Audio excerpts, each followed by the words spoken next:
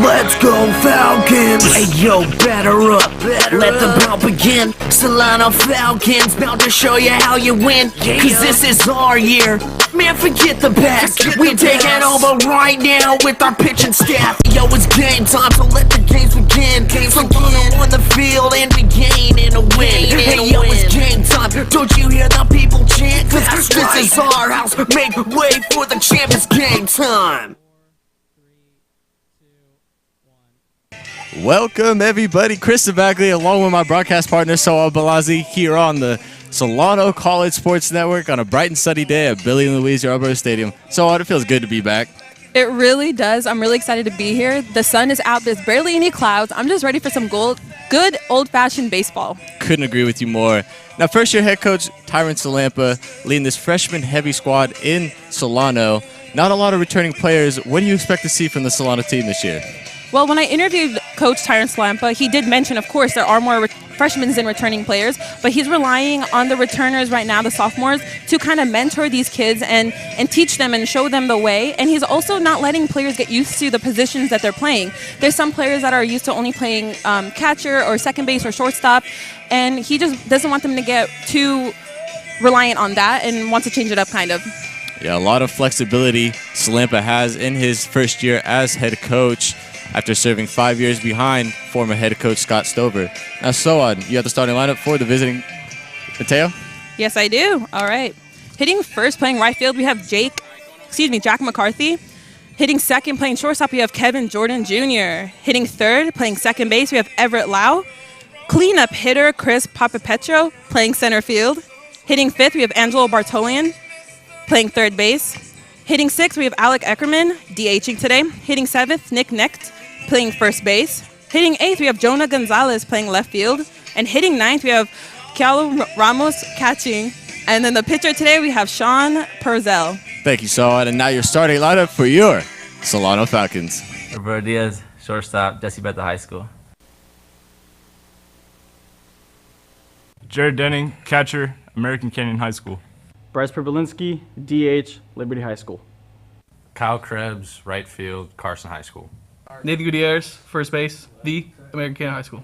Justin Brown, left field, St. Joseph Notre Dame High School. Nick Dodson, third base, Justin Siena High School. Isaiah Verrett, center field, Armio High School. John Yancey, pitcher, Lincoln High School.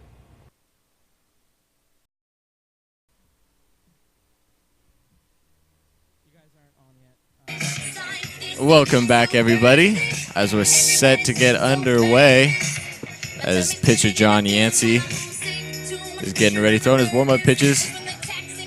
So it feels amazing to just be back in the booth and be around the baseball atmosphere again. You know what? I'm not going to lie to you. The off-season, I used to watch Hot Stove. MLB Network was always on my TV as soon as I turn it on. But this year, I just haven't been keeping up with anything besides like alerts coming to my phone, but sitting right here in the booth and watching them warm up, I just get the butterflies. I'm really excited.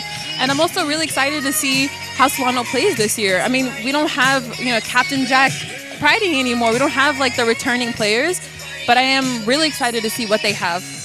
Yeah, that was a big loss for Solano with Pridey. I mean, being atop of the Bay Valley Conference last year in average, I believe it was around 450 batting average, along with around a 500, if not 500, on-base percentage. That is just outstanding numbers, and that's a huge, huge missing piece for this Solano team this year. But I'm sure they could make it up this year, as in first-year head coach Tyron Salampa. Number 11, Jack McCarthy. Now leadoff hitter Jack McCarthy, getting ready to step in the box to get underway. Playing right field for the Bulldogs. Yancey set. McCarthy set. First game.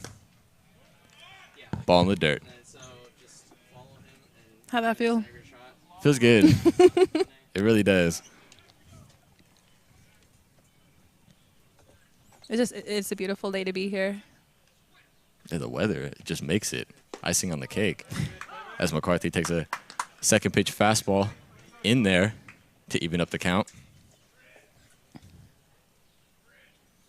1-1.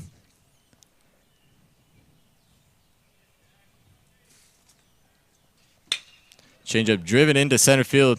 Back goes Diaz, able to make the catch. Excuse me, Verrett. You know what? I'm not surprised with that power hitting when you look at last year's stats. San Mateo averaged for 28 home runs to Solano's just 7 home runs on the season. So when you see balls hit that hard into center field, driven like that, it's not surprised at all. I believe San Mateo led all conferences last year in home runs in 28 as Jordan fouls the first pitch fastball behind the seats, 0-1. I mean, their power rank is 4th. Like, they're 4th in the ranking, so that just says it all. Yeah, ended up losing to Los Medanos last year in the playoffs. Yancey delivers the 0-1. Looked like a cutter just misses off the plate, 1-1. Yancey almost having that 3/4 release sidearm. Kind of drops his arm a little bit.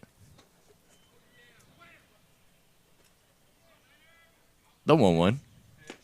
Fastball swung on and missed. 1-2. See if Yancey pulls out a breaking ball for the first time today. You know, there's also a lot of pressure for the pitching staff, too. You know, Carson Haas was the horse. He went every game. He tried to go as long as he could.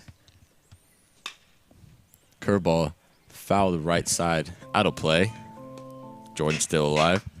Yeah, it just seemed like last year Haas, every time he was out there, like you said, just shoved and shoved and shoved, and it just seemed like forever. But, you know, with the offense lacking last year, as we saw from the numbers and the home runs and the average, sitting at 280 last year, you know, not a lot of offensive production as Jordan takes the ball in the dirt, 2-2. Not a lot of offensive production, and just put a lot more pressure on those pitchers last year. It gives the pitchers, like you said, more pressure because now they have to be more perfect. They have to throw the right pitch every pitch instead of, you know, having one pitch that went off or anything like that, you know. They just have to be more precise than usual.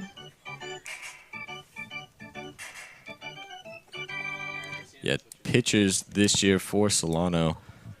Starters, Teddy Natter, Danny Zaldivar, along with Teddy Yancey. As Jordan swings and misses down on strikes for the second out. Up next to bat, number 41, Everett Lau. Everett Lau, second baseman for the Bulldogs. Looking to keep the inning alive. First time seeing stirrups of the season. Very excited about that. Half swung, fouled right behind Denning as he trips a little bit. You get to see Denning back there in the catching position. I used to call him the wall back there because when there's a throwdown, a homer, a pass, there's no pass balls basically. Everything to him, it gets blocked. So seeing that, even though it was a check swing, dribble past him is kind of surprising.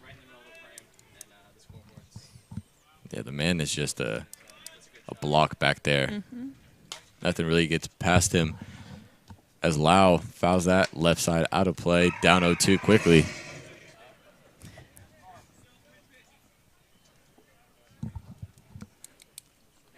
See if Solano goes right at Lau with maybe a fastball.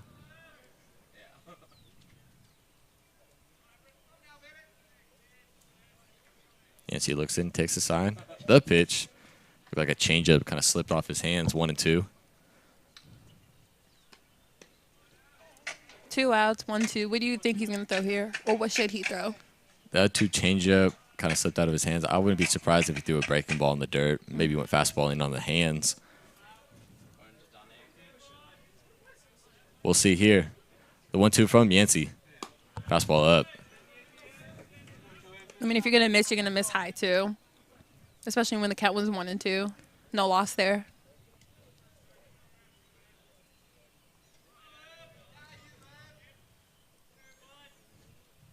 Yancey shakes off Denning.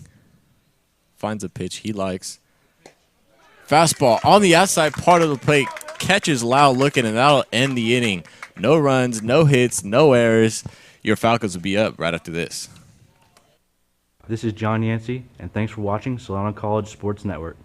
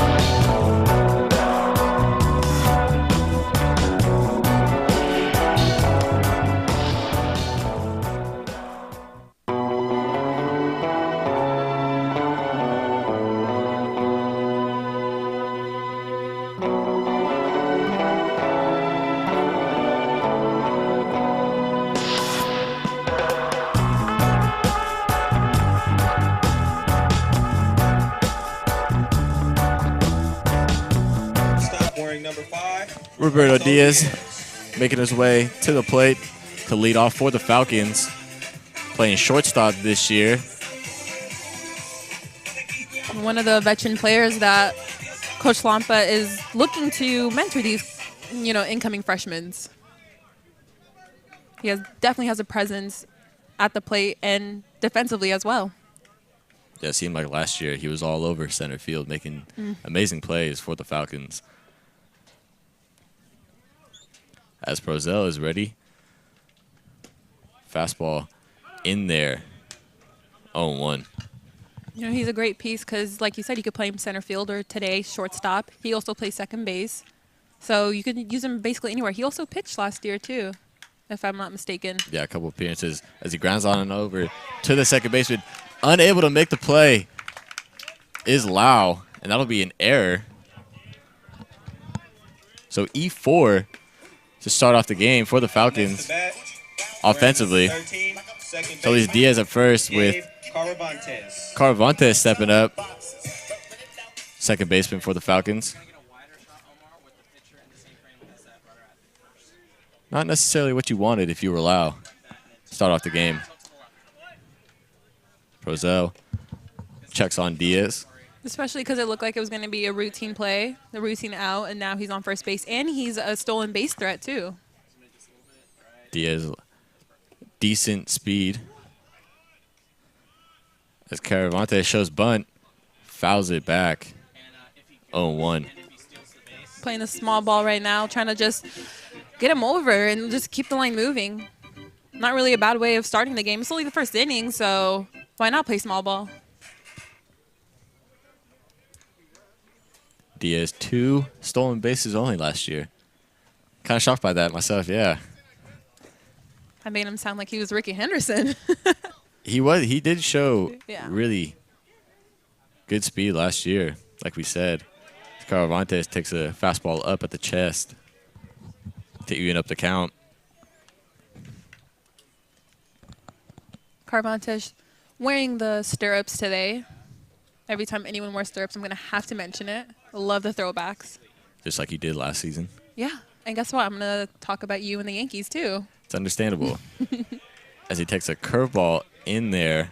Looked like a catch that caught the outside part of the play. 1-2.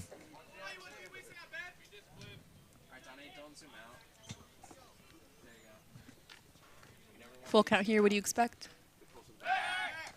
Diaz Besides gets back. I expect Prozel to probably test Caravantes with the fastball. Second game of the season, why not? The pitch, fouled on back. Stays alive.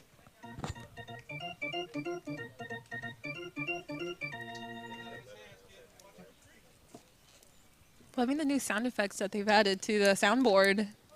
You know, we actually have more baseball-related music. Gives it a little spice.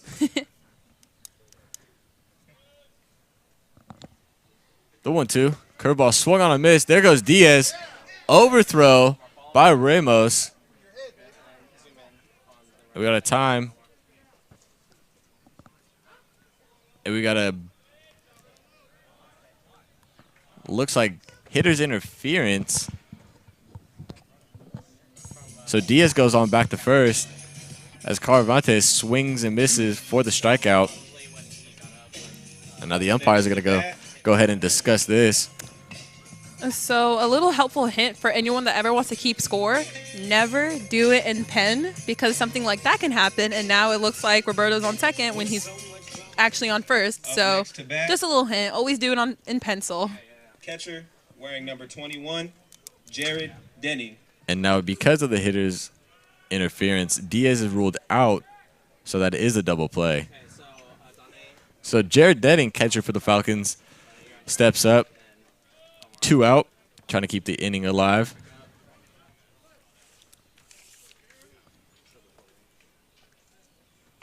First pitch to Denning, fastball up in the zone for a ball. Denning last year, 3 home runs, 38 RBIs, and had a .358 batting average last year, which ranked 5th in the Bay Valley Conference. Yeah, he's a sophomore out of American Canyon. Stands 5'11", 205 pounds. Did he strike out? Was it there were 2 strikes on the batter? Yeah, 2 strikes. Okay. So there's probably strikeout and the runners out on The 2-0 to Denning. Fastball inside 3-0. First inning, no one's on. Jared Denning, power hitter. Of course you're going to, pitch around him. You're not going to softball him anything down the middle. So how he's pitching is exactly how I would assume they'd pitch. Yeah, leaving off just like teams did last year. We saw a lot of pitching around Denning as he takes a 4-pitch walk to keep the inning alive.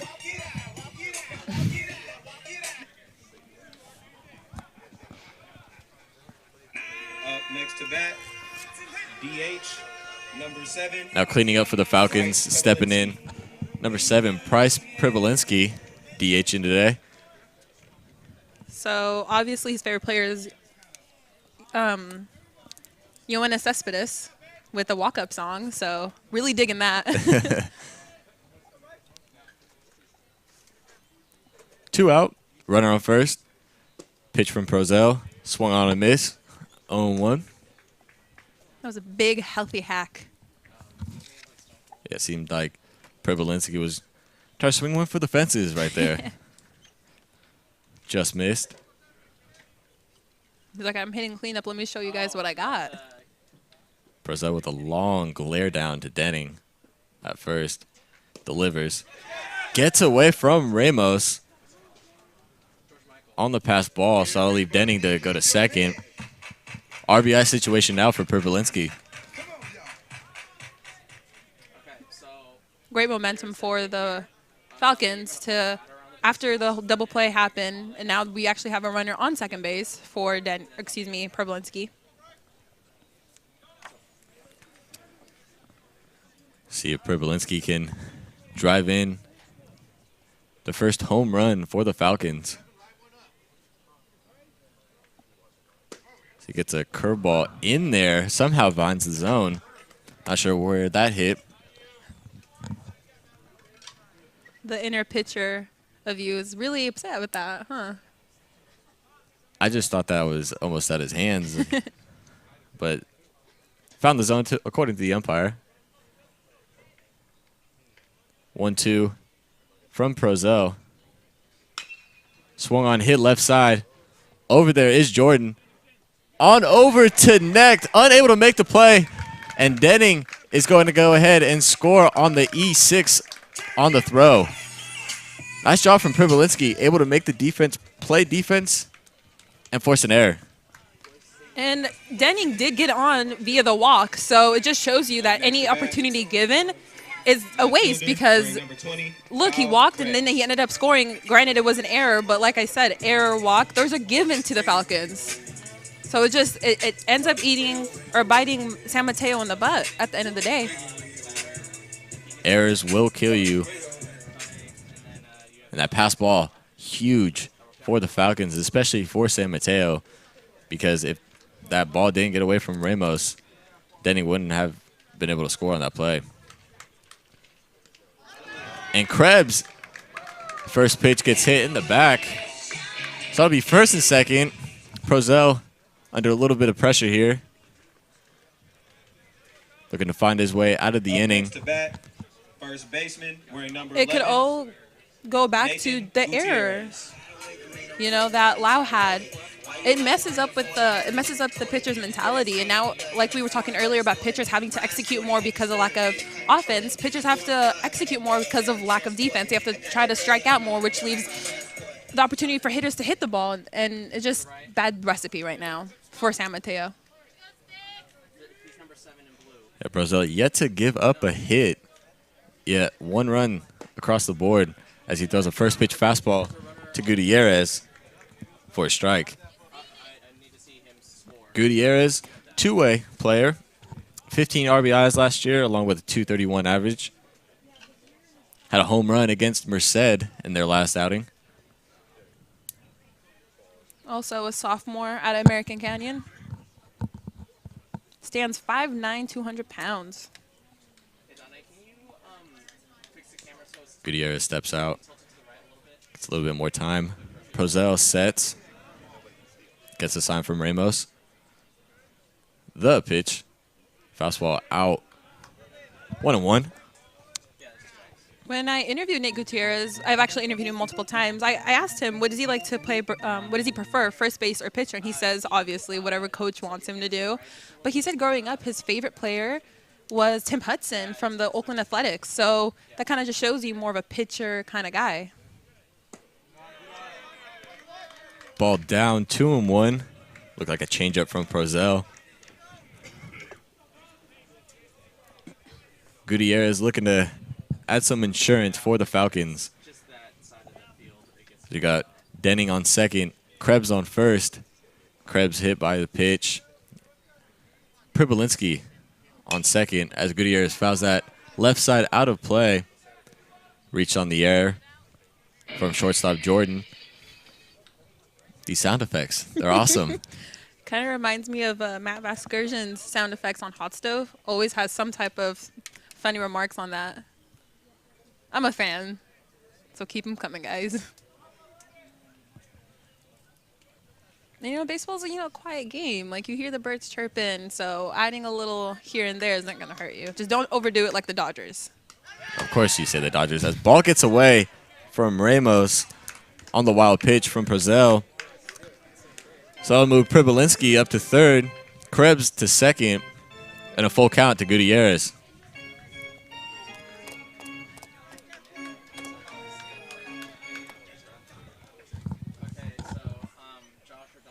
Three, two out. Second and third. Prozel looking to get out of the inning with limited damage. It feels like Solano has scored like 5-0 right now, but it's only 1-0. It's just the hitters just keep coming in, and then it's also like sloppy outs, double plays. So if he gets out of this, it won't be bad. It won't be a bad inning at least. Fastball fouled into the glove of Ramos, and that'll end the inning. So Solano able to capitalize on the two errors from San Mateo. So that'll leave up in the next half inning for the Bulldogs. Papa Pietro, Bortolin, and Ackerman.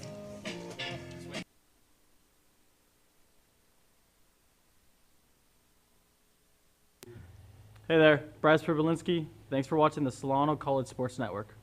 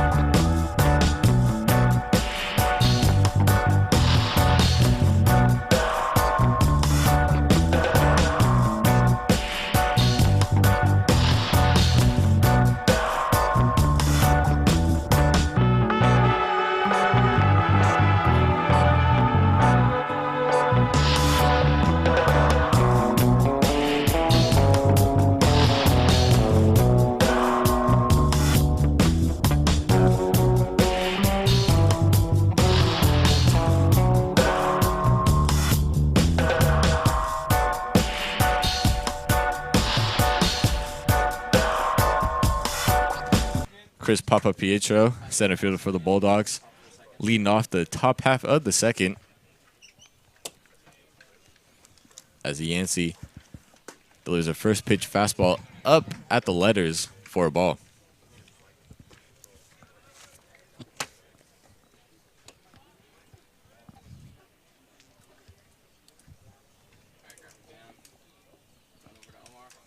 Yancey shakes off Denning. Finds the sign he likes and delivers a fastball right down the middle to even up the count.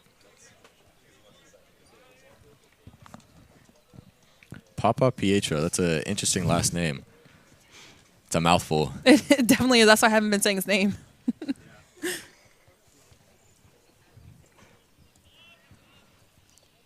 The 1-1. Fastball swung on and missed. 1-2. Now this is where, so far, we've seen Yancey throw the breaking ball here. Head in the count. Might want to look for that curveball right here.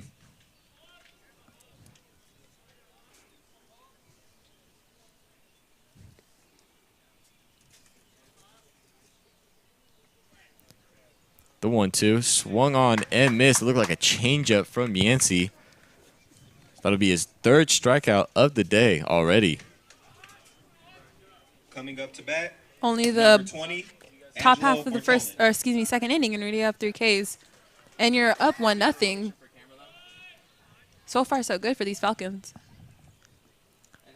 As third baseman Angelo Bortolin steps in, number 5 hitter for the Bulldogs. Fastball fouled. 0-1. Yancey's delivery kind of funky at the finish, too. It looks like he's just throwing out his shoulder. It looks like it Slingshot, hurt. yeah. I mean, of course, whatever works for you. We always see unorthodox pitching mechanics, but it just looks painful to me. Fastball out, 1-1. Bortolin, last year, 277, 5 home runs, 54 RBIs last year.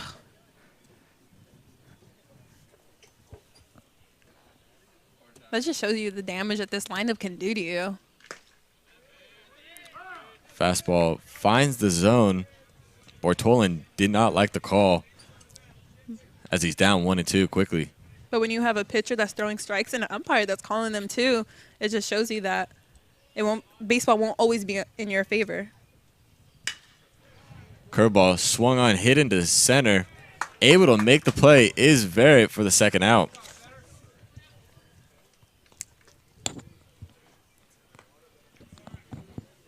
Coming up to bat, wearing number 12, Alec Ackerman.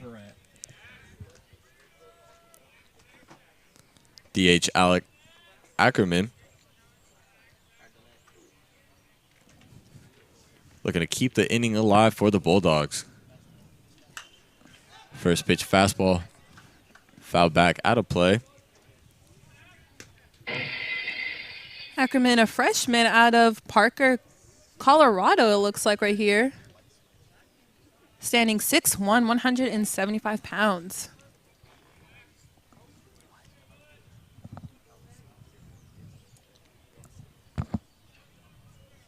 Yancey taking his time up there at the mound.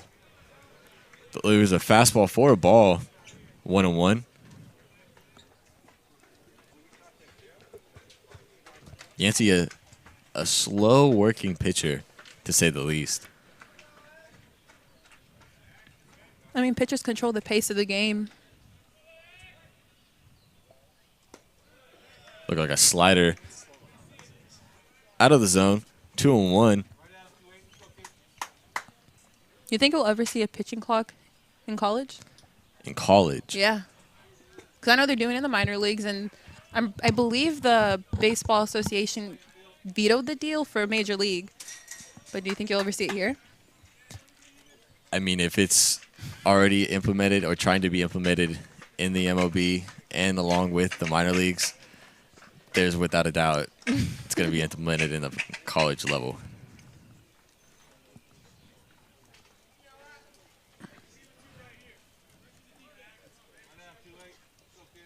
Two out, 2-2 to Ackerman. Yancey delivers a curveball off the fist of Ackerman to stay alive.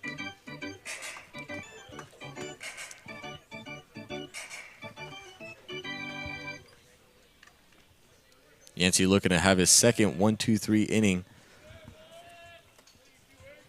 See if he can get it here.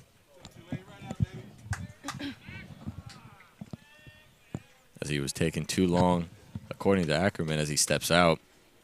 Buys himself a little bit more time, maybe throw off the rhythm of Yancey. This is what you're taught, too. If the pitch is taking too long, call timeout. The 2-2. Breaking ball just misses off the outside part of the plate. Brings it to a full count.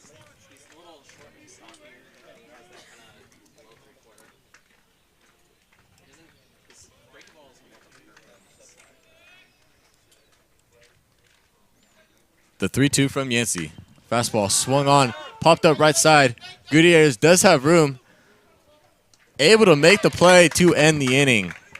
Down goes the Bulldogs again, 1-2-3. Great job from Yancey, as we'll have Brown, Dotson, Verrett in the next half.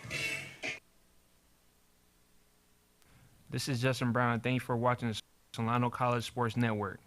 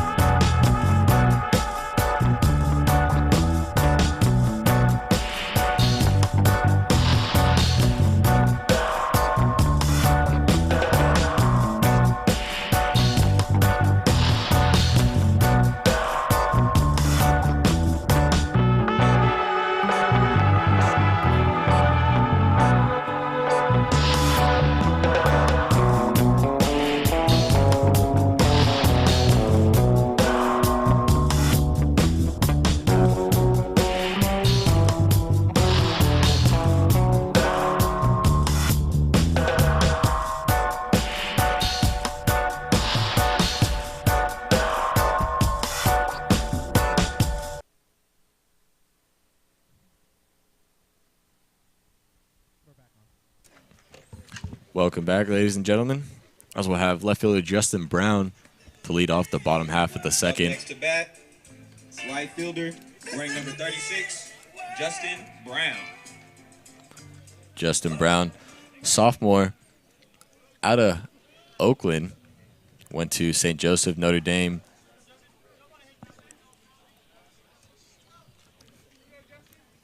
First pitch to Brown. Foul back, out of play right behind us in the booth. 0-1. These sound effects are fantastic. Home opener, first game for me, and I'm having so much fun right now.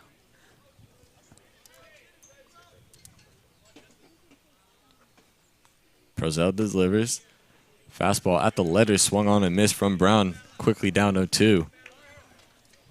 Yeah, these sound effects are something else. Definitely keep you in the game. Mm-hmm. The 0-2 from Prozel. Curveball swung on and missed. Brown looking silly up there at the plate. 1 out. Every time you swing like that and you have to walk back to the dugout, that's when you look down, don't make eye contact to the coach, just let's go back and sit down and think about how you swung or why you swung at that pitch. As third baseman Nick Dodson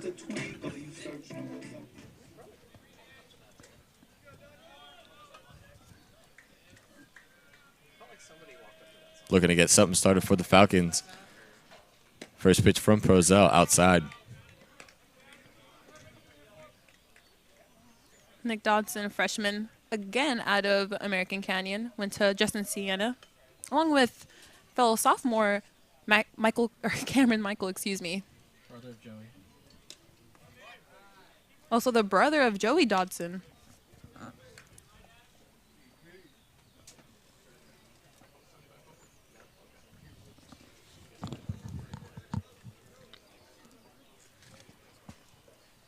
The 2-0 Dodson. 3-0.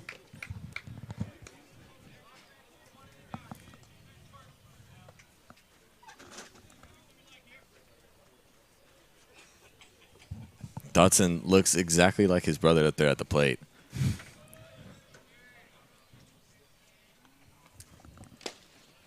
As Brazel finally finds the strike zone. 3-1. See if Dotson can get on. Get something started for the Falcons. As center fielder Isaiah Verrett is up next. Swung on and missed. 3-2 full count.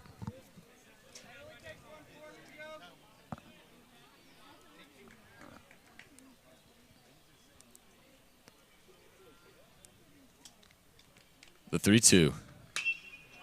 Fastball swung on.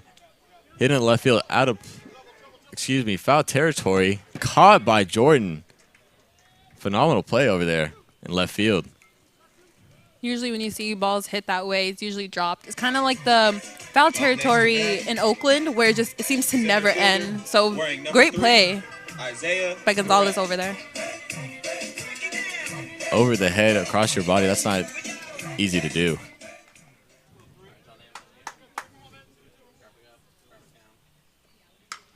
As Verrett check swings, as Brazel slips, comes off the bag, is necked. So Verrett able to get an infield single out of that. Great effort by Brazel for even just getting the ball and throwing it, and good for him to not overthrow it too, like neck catching it, stepping off the base.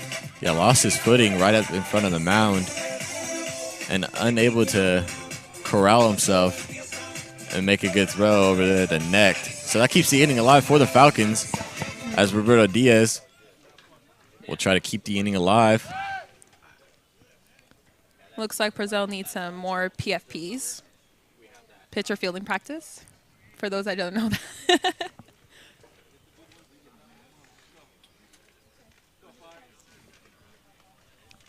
Diaz got on last at bat as he swings and misses from an error over by second baseman Everett Lau.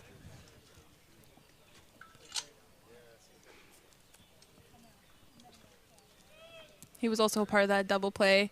That looked like it was going to end the inning for Solano, but they rallied to get one. The 0-1 to Diaz in there, 0-2.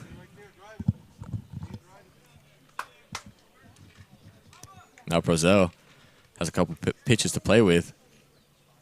See if he goes to that breaking ball here.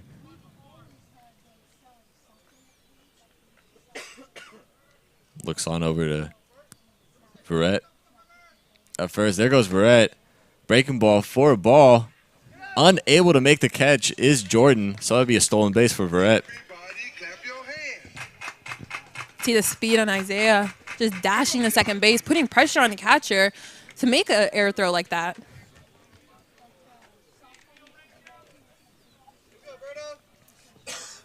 so Donay get the runner at second, and then Omar get the batter, and then you're gonna follow both. 1-2 count. 2 out. 1 on. Brazel looking to get out of the inning. The pitch. Almost a slurve, it looked like, at the feet of Diaz to even up the count, 2-2.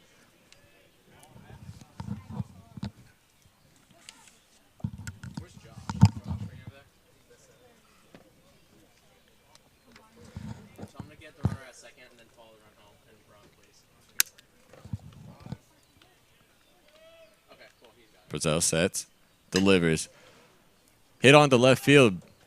Back goes Gonzalez, able to make the catch, and that'll end the inning. So Solano unable to capitalize on the stolen base from Verrett. Solano have up next half inning for the Bulldogs. Next, Gonzalez, Ramos. Hey ladies, I'm Isaiah Verrett. Thanks for watching the Solano College Sports Network.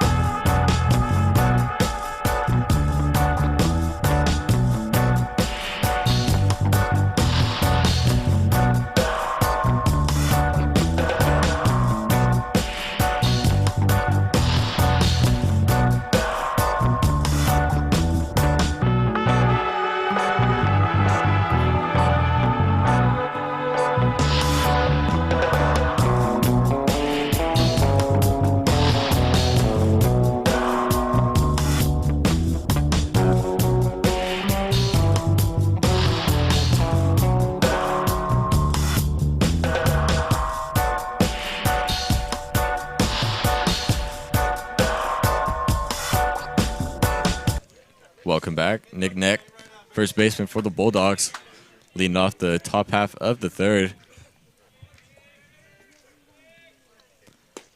As Yancey throws a first pitch fastball in there for a strike. Yancey looking to have another 1-2-3 inning, following up his first and second.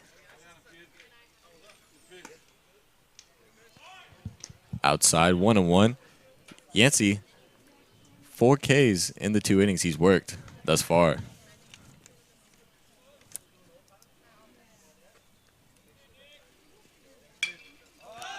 Popped up left side. Battling the sun is Diaz. Comes over Brown to make the play. Great from Brown from calling it and not running into Roberto Diaz, who was charging his way there. Jonah Gonzalez. A great job from Diaz getting out of the way with that big outfielder. And Brown making the play. That's hard for a shortstop third baseman to peel off on that and leave the outfielder to make the play. See a lot of collisions like that in the major leagues still. As he bunts it, thrown on over for the second out. That was Gonzalez right there. Quick, 2 outs. Up to bat, wearing number 8, Kilu Ramos. Usually you never want to see, well, manager's point of view, you never want to see your pitcher attacking the ground ball. But in that instance, perfect from Yancey. Yancey showing that pitchers are athletic and able to play defense. I mean, sometimes, not all the time. Let's not get carried away. As Kiolu Ramos steps in, 9th hitter for the Bulldogs. John Yancey, as you know, right-hand pitcher, stands 6 foot, 200 pounds, freshman out of Stockton, graduated Lincoln. Kind of shocked that he's a freshman. This is his first year here. Obviously, he's been playing baseball, but, you know, at the college level. He throws a fastball for a strike. Yeah, thus far, Yancey doing a phenomenal job. Really well. Got the nod for the home opener. And a lot of pressure for some people. Not for him, thus far. Ball in the dirt. 1-1.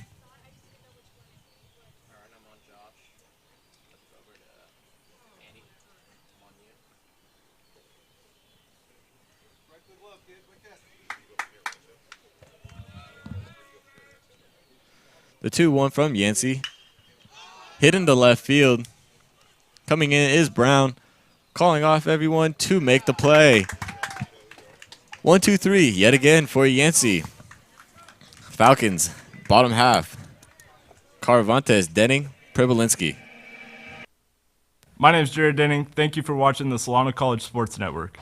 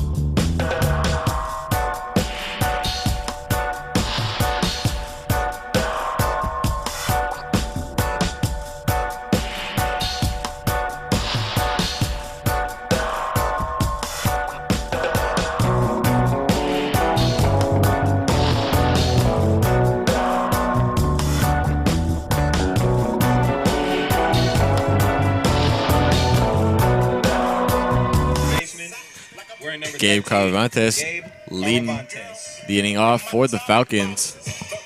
Struck out his last time up. on that hitter's interference that led to a double play.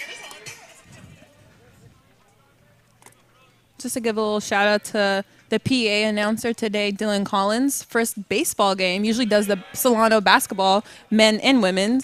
Doing a great job thus far for someone who doesn't know anything about baseball.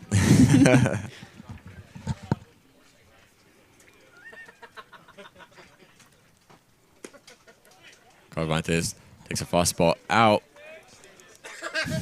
1-1.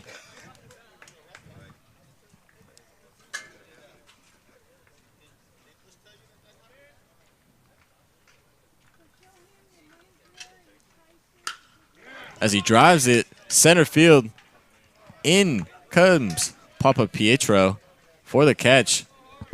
1 out. That ball was hit perfectly right on the bat, but hit exactly to Papa Pietro. Yeah, great jump on the ball. Exactly, yeah. Battling the sun here behind us to make the play just look too easy.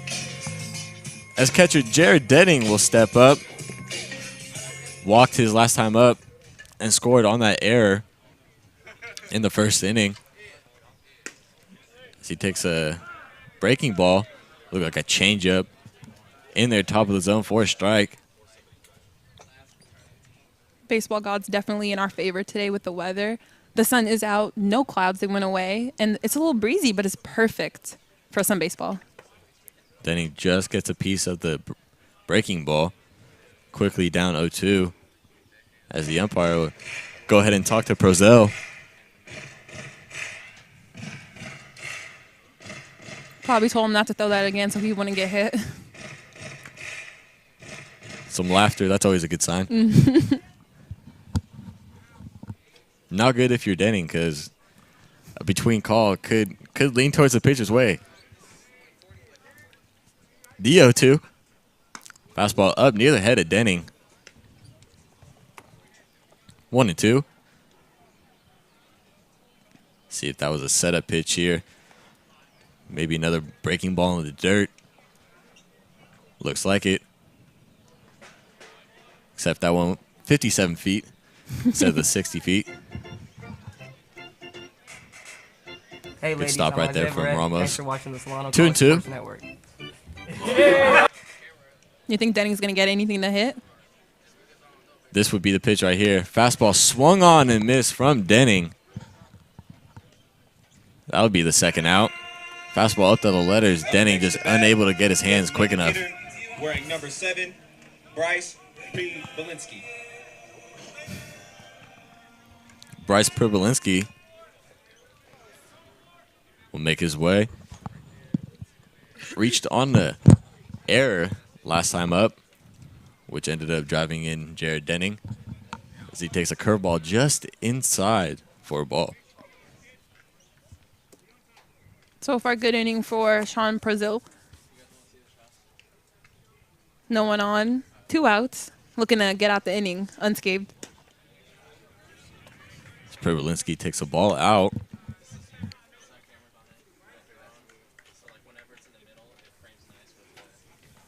Two no.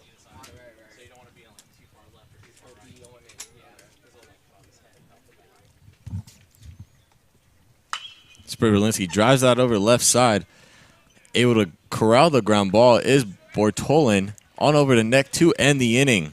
So down go the Falcons, 1-2-3, easy. And that'll lead up for the Bulldogs, top of the order, 1-2-3. McCarthy, Jordan, Lau. Hey, ladies, I'm Isaiah Barrett. Thanks for watching the Solano College Sports Network. Hey, fellas, this is Kyle Krebs, and thank you for watching the Solano College Sports Network.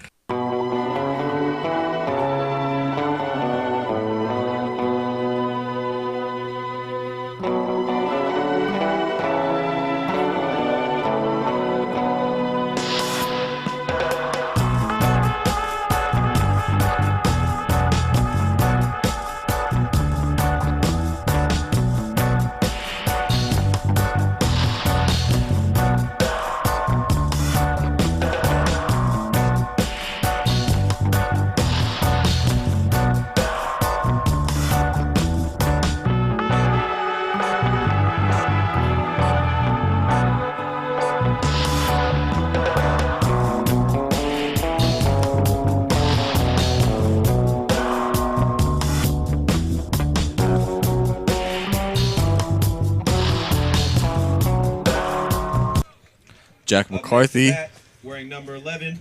will look to get something started for the Bulldogs,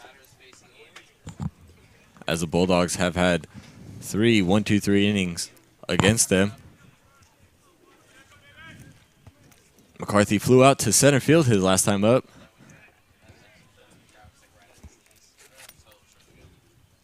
First pitch from Yancey, fastball.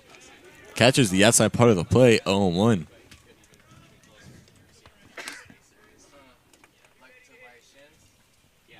Three 1-2-3 innings for John Yancey so far, looking to keep the momentum going into the later innings. Fastball driven into center field. Back goes Barrett.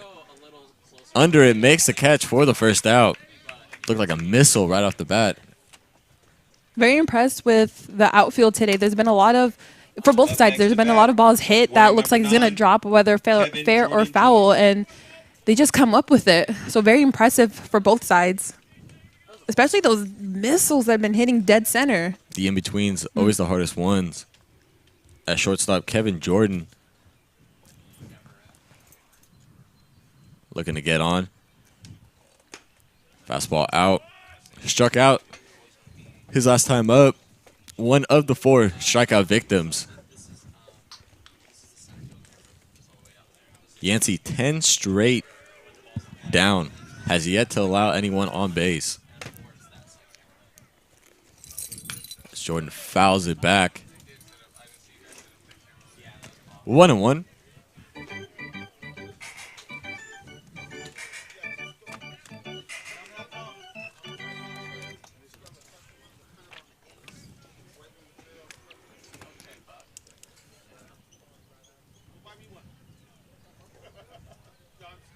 The 1-1 from Yancey. Fastball swung on and missed. Healthy cut from Jordan. 1-2.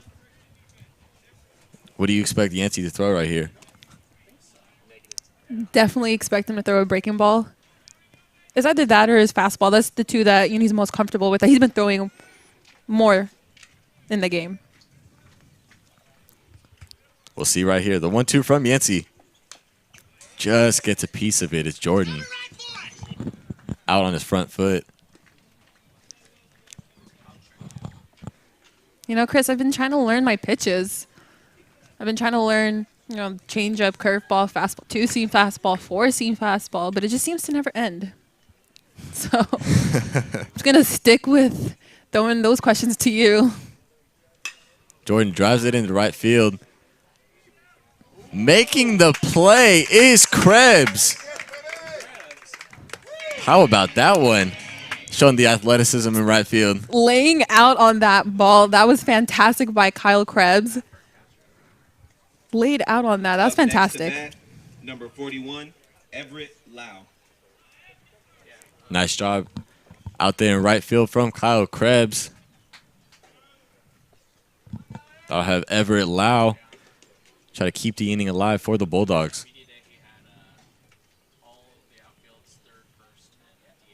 As Yancey steps off. And Yancey, we've seen a lot of shake-offs today from Yancey to Denning. I don't know if Denning appreciates that. Denning being the veteran he is and Yancey a rookie, quote unquote. Left side out of play. You know what? To go back on the Kyle Krebs play, that was fantastic because he timed it perfectly. Had he waited just a second later, the ball would have went past him into the outfield. Who knows if he would have went to second or third or even scored in a, what do you call it? Inside of the park Inside the park home run. So overall, great play. If we were SportsCenter, it'd be number 1 on the top 10 plays. That's all I got to say.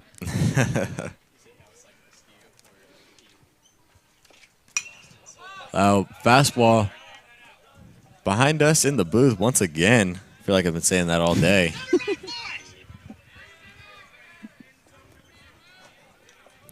Love the view that we're sitting. We're right behind home plate, so we see everything. I just don't like when the balls get hit back towards us, even though we have the net to protect us. Yeah, there's a net, so what? But who knows? Especially if Denning's up there, he's strong. The ball can get through. So let's not try this, guys. 1-2 to the Lau.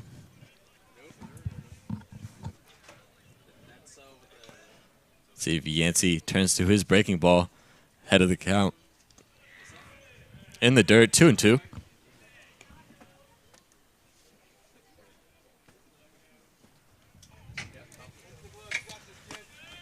Outfield straight up. Infield straight up.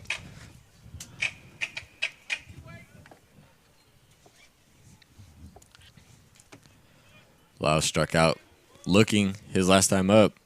The 2-2 changeup outside. Full count. I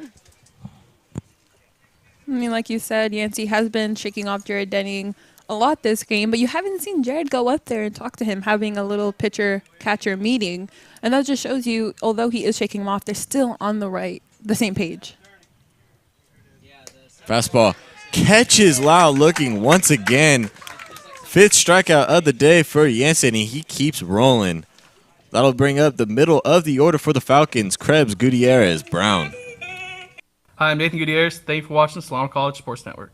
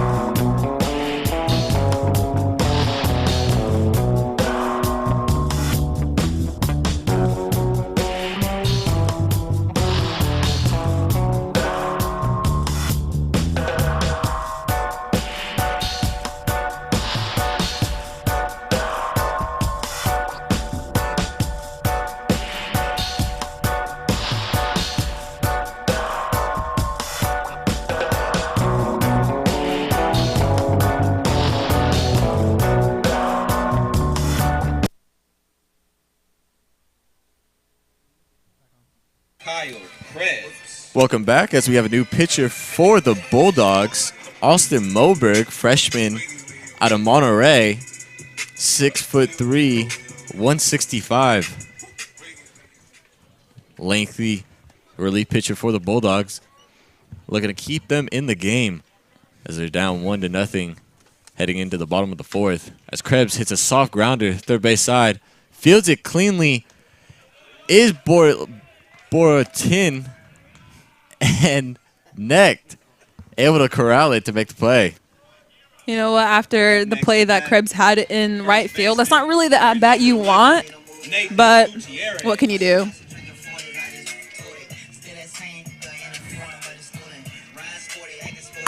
A quick 1 out as Gutierrez steps in.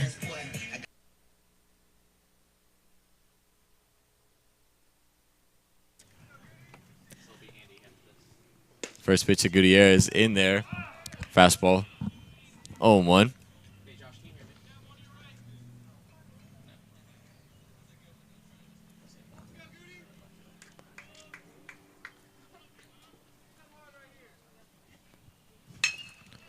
Gutierrez hit to the left side. Able to clean it.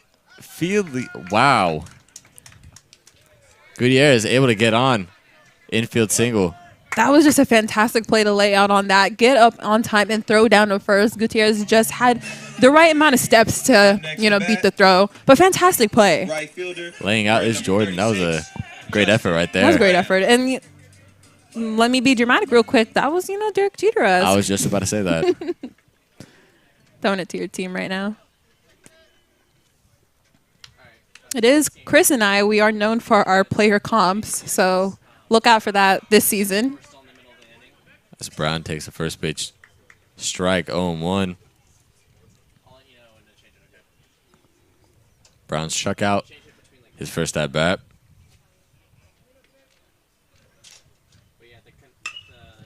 Grounded over to Jordan. On over to Lau. Two necked. And safe is Brown. So that'll be a fielder's choice in the middle. Brown able to keep the inning alive. Up next to bat, third baseman, wearing number 4, Nick Dodson. Nick Dodson. Third baseman. You know, it kind of trades into speeds too. Nate Gutierrez, not really the fastest cat in the lineup, but Jordan, excuse me, Justin Brown definitely is. He shows it in the outfield when he's chasing down the balls too. And First pitch outside. taking a massive lead at first base.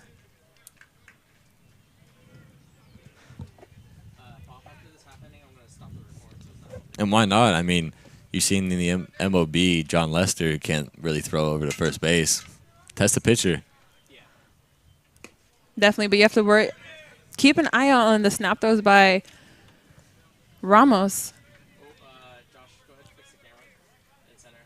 His release point has been effective. It's just the balls haven't been hitting the second baseman's glove. That's the only reason why runners have been advancing. There goes Brown. Foul back from Dodson. Brown retreats to first. 2-1. 2 out. 1-0. Falcons leading the bottom half of the fourth.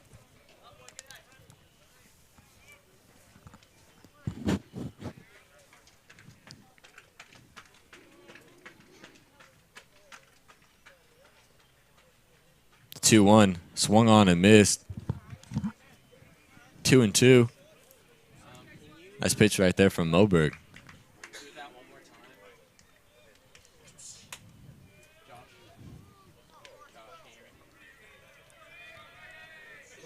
2-2. Moberg sets. Brown with a huge lead over there at first. Fastball hit on left side.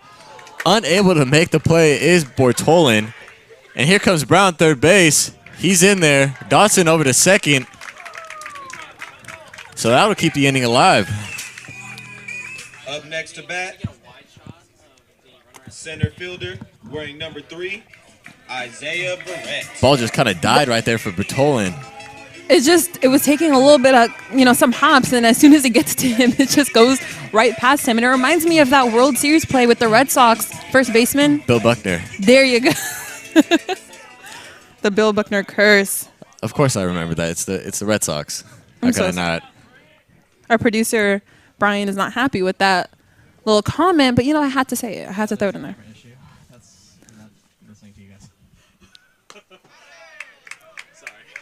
As Verrett takes a first pitch outside as Ramos talking to new pitcher Moberg, trying to settle him down as he's got runners on second and third from the error on Bortolin.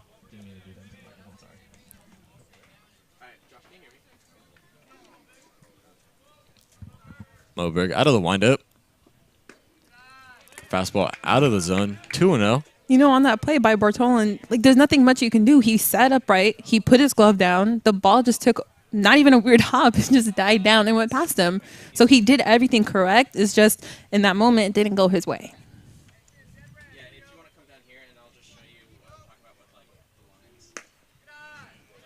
Fastball finds the plate. Questionable call right there. And like you said, that error, unfortunately for the Bulldogs, keeps the inning alive for the Falcons, and a prime opportunity right here.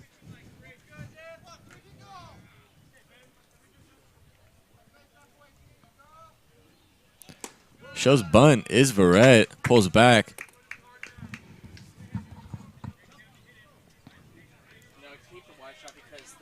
Think that was just for show? Definitely was just for show. 2 outs. You're up 1-0. Granted, it is just a 1-run lead, but you don't ever want to take the bat at your hand and make a play like that. The 3-1 hits Verrett in the elbow, so I'll load the bases. Load the bases for Roberto Diaz. Bat, shortstop wearing number 5, Roberto Diaz. Diaz looking to add some runs for the Falcons, and pitcher John Yancey. Bases loaded, 2 out.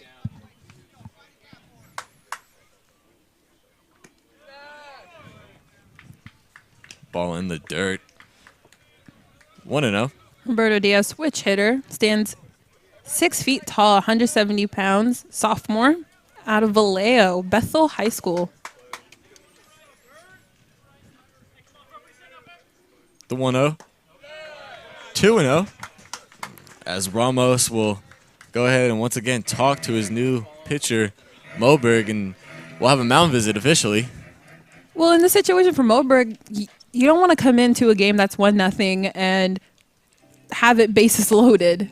It's 2 outs, so technically it is more in his favor, but still, nonetheless, it's bases loaded. You have Roberto Diaz up at the plate, and he's a really fast person, so he puts more pressure on the defense. And that's something you don't want to do because it just shows you there's been a bunch of errors that led up to the bases loaded.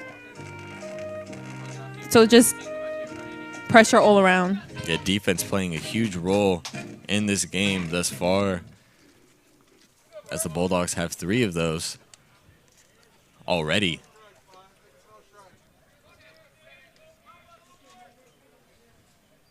Two 2-0 to Diaz after the mound visit.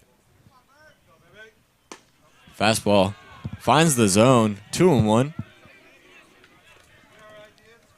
What do you think that conference on the mound was about? Probably buy him some time, maybe settle him down a little bit, get him back in his zone. The 2-1, 3-1, and now that puts a lot more pressure on Moberg. Pitch just missed the corner. Home plate umpire has shown some type of consistency calling those outside pitches, but in that favor, not going on his side. 3-1, just fouled into the glove of Ramos. That'll bring it to full count. Rudders will go ahead and get a jump start.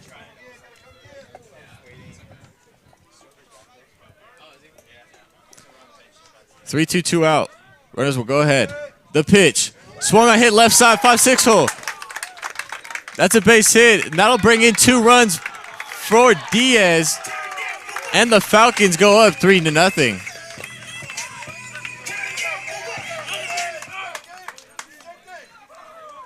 Up next to bat, second baseman, wearing number 13. That's something that Moberg did not want to happen. He wanted to leave the inning unscathed, of course.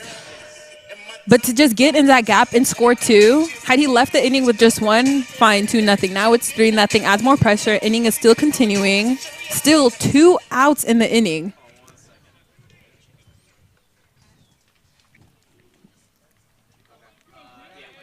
So I'll bring up Gabe Caravantes, that he takes a first pitch fastball in there.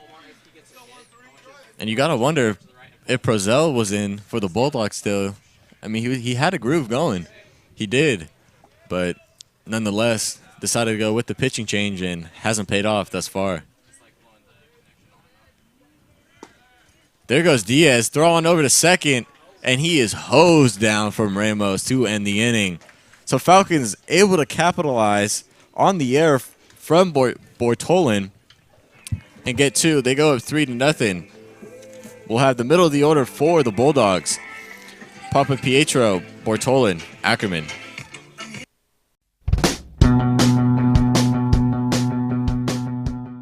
If you are interested in a career in sports broadcasting, whether you're commentating a live game or hosting your own TV show, or working behind the scenes, then this is the class for you. For more information, contact Greg Poff, that's me, at solano.edu. we hope to see you here next semester, and remember, it's more than just sports, it's an education.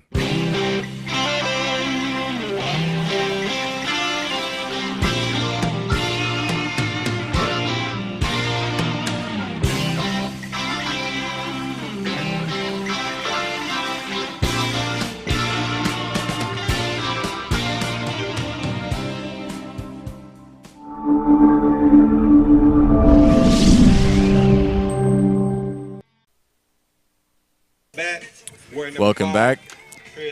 Top of the 5th, Falcons able to add some insurance, 3-0.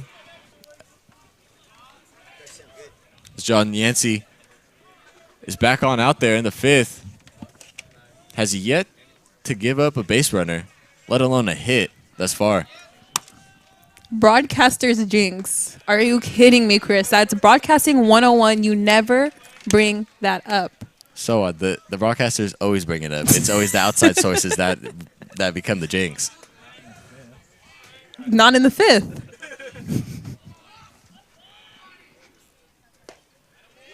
Let's just hope John Yancey didn't hear you. Let's hope not. 1-1. Papa Pietro struck out his last time up. The 1-1. Fastball at the letters. Finds the zone. And Papa Pietro does not agree as he glares down the umpire. 1-2. I mean, it's been that kind of day. Like you said, no one's been on base. So if you think that pitch should have gone his way, he's definitely going to show it. Because he's not getting that opportunity, most likely. Slider just misses at the bottom of the zone. Great pitch. Yancey doing a great job of changing eye levels, going up and down, in and out. Really, that's been his success and what's led to it. 2-2 fisted off the bat of Papa Pietro. That looked like it hurt.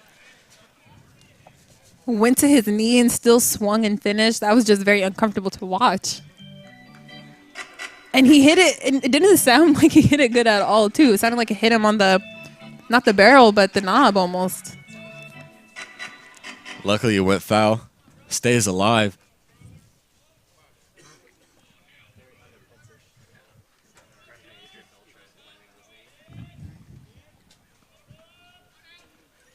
The 2-2 from Yancey. Fastball hit on over to the right side. There's Caravantes on over to Gutierrez for the first out. Every time a ball is hit, I'm just going to look at you. So let's not do that. Up next to bat, wearing number 20, Angelo. That puts a lot of pressure on me.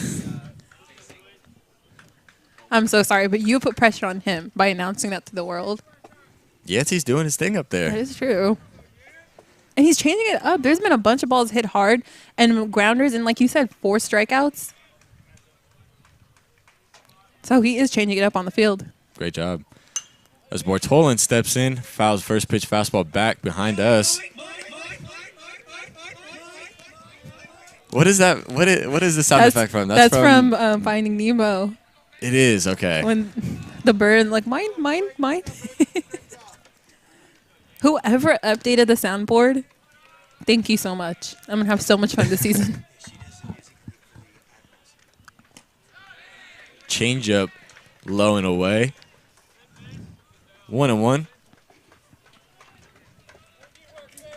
Bortolin flat out to center. His first plate appearance. Also had that error that led to the bases being loaded. He drives fastball left center. Back goes Brown. Catches it a few feet in front of the wall for the second out.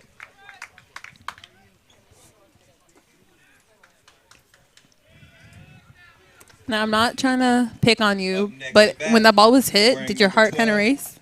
No. Okay.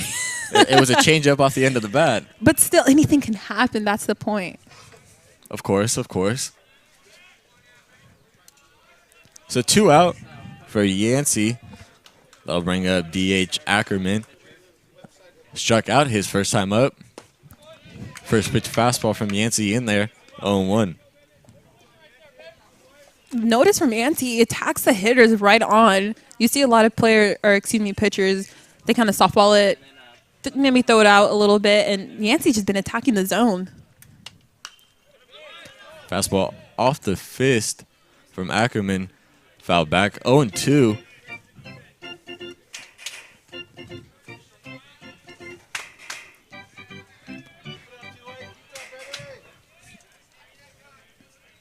Temperature definitely dropped since the beginning of the game. It's getting colder here. But it always does in Fairfield. And Ackerman steps out. Hope my mom's not listening or watching later on because I didn't bring a jacket. And neither did you. No, I did not, Sawad. So we're going to have to suffer through this together. The 0-2 from Yancey. Slider hit onto right field. Krebs is under it. Able to make the play for another 1-2-3 inning from Yancey. That'll bring up in the bottom half Denning, Pribolinski, Krebs. Hi, this is Tyron Salampa. Thank you for watching the Solano College Sports Network.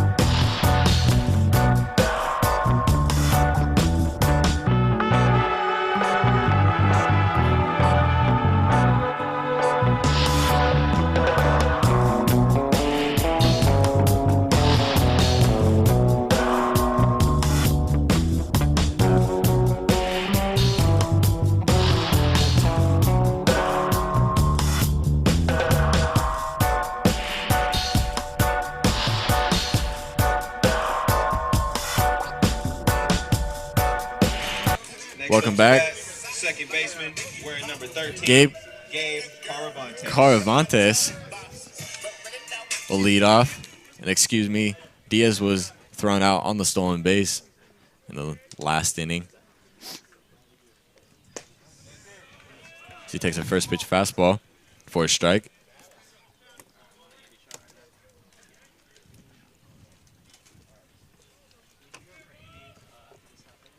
Oh for 2 on the day is Caravantes as he hits a slurve, it looked like.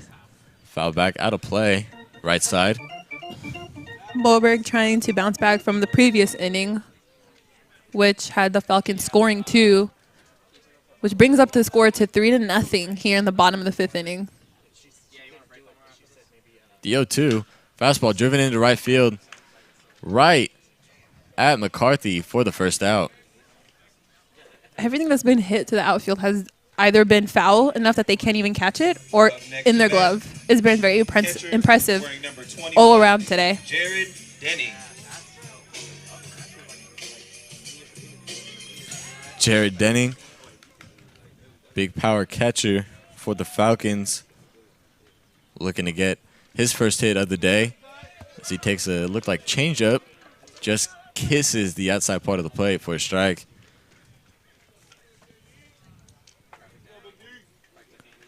Oh for 2 on the day. Struck out his last time up. Fastball driven in to right center. Under it is Papa Pietro for the second out. Looked like he just got under it on that one. And Denning hit that well. Like, he made good contact on that, but just like every other ball hit into the outfield, it's made its way to a glove. So I'll bring up DH Bryce Pribolinski. Got it out to third his last time up as he takes a fastball for a strike.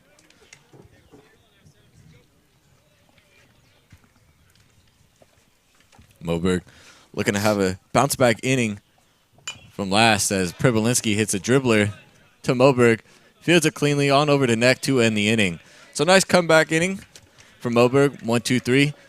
That'll have the bottom half of the order for the Bulldogs looking to get something started against Yancey. Next, Gonzalez, Ramos. This is Robbie Rogers. Thanks for watching the Solano College Sports Network. Hey, this is Nick Dodson. Thanks for watching the Solano College Sports Network.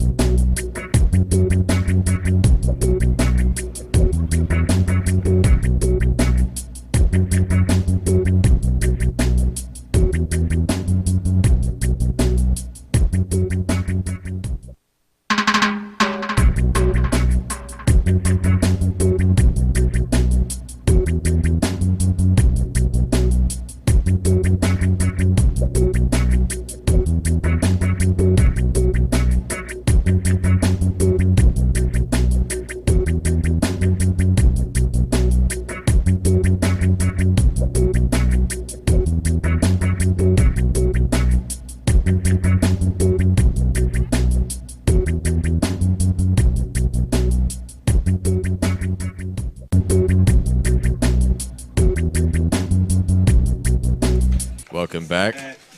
As Nick Neck, first baseman of the Bulldogs, will go ahead and look to get something started against John Yancey. Driven on into the left field. Back goes Brown. Has room, able to make the catch. Just in front of the warning track right there for the first out.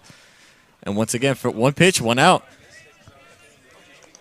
Up next to bat, number 2. You wouldn't know that he's a freshman if you're just watching this game. Just turn on the channel, you know, heard some baseball came up. You wouldn't know that he's a freshman. You think that he's been pitching college level for at least 37 years. That's what it feels like right now. You can see this. He has confidence. The swagger up there on the mound shows to everyone that's watching. Definitely has a chip on his shoulder, and he's letting everyone know it. And that's good. 1-0 from Yancey. Fastball.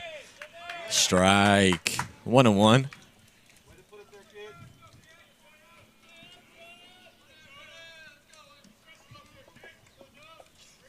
Defense straight up.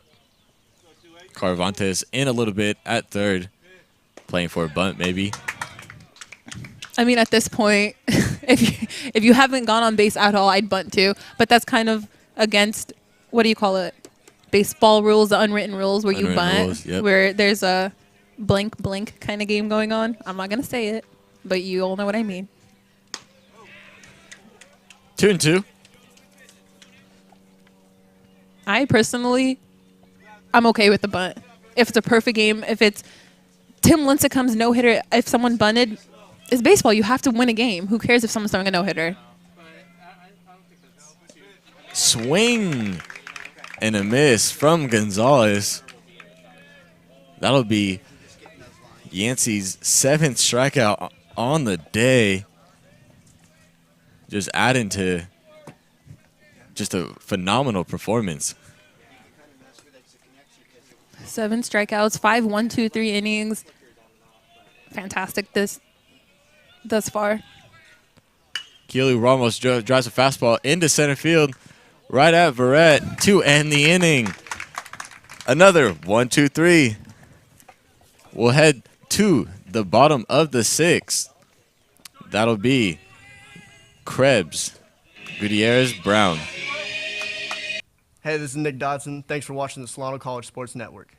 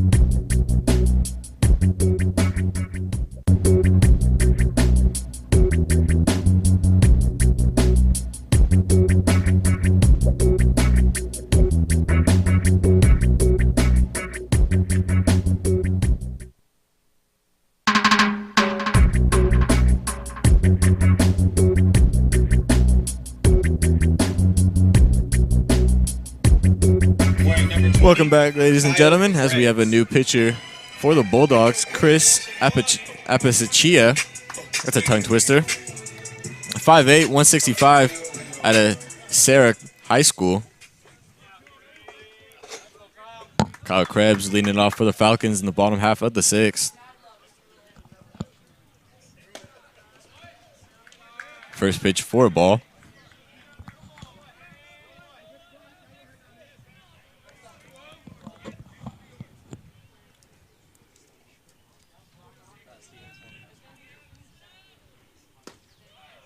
Fastball in there to even up the count.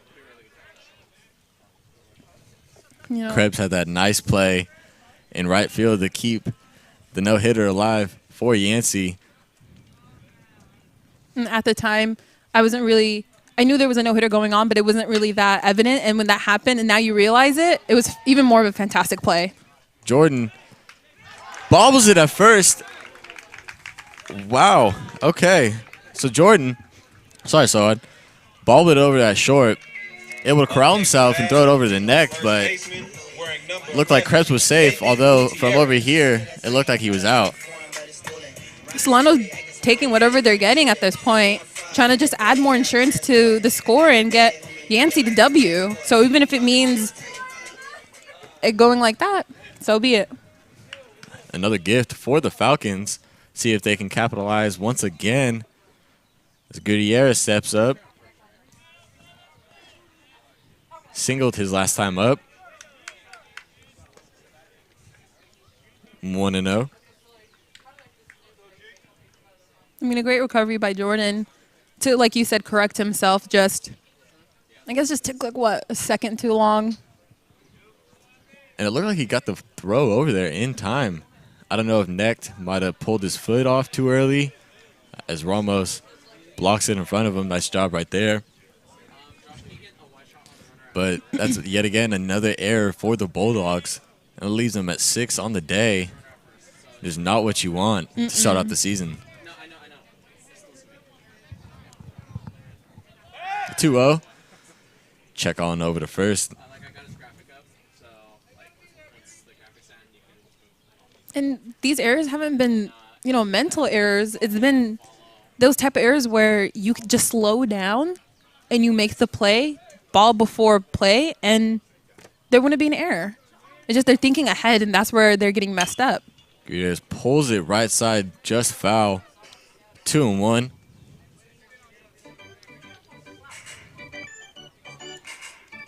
Looking at the Solano bullpen, there's no one up. And looking over at the Bulldogs, and you see some people getting stretched over there.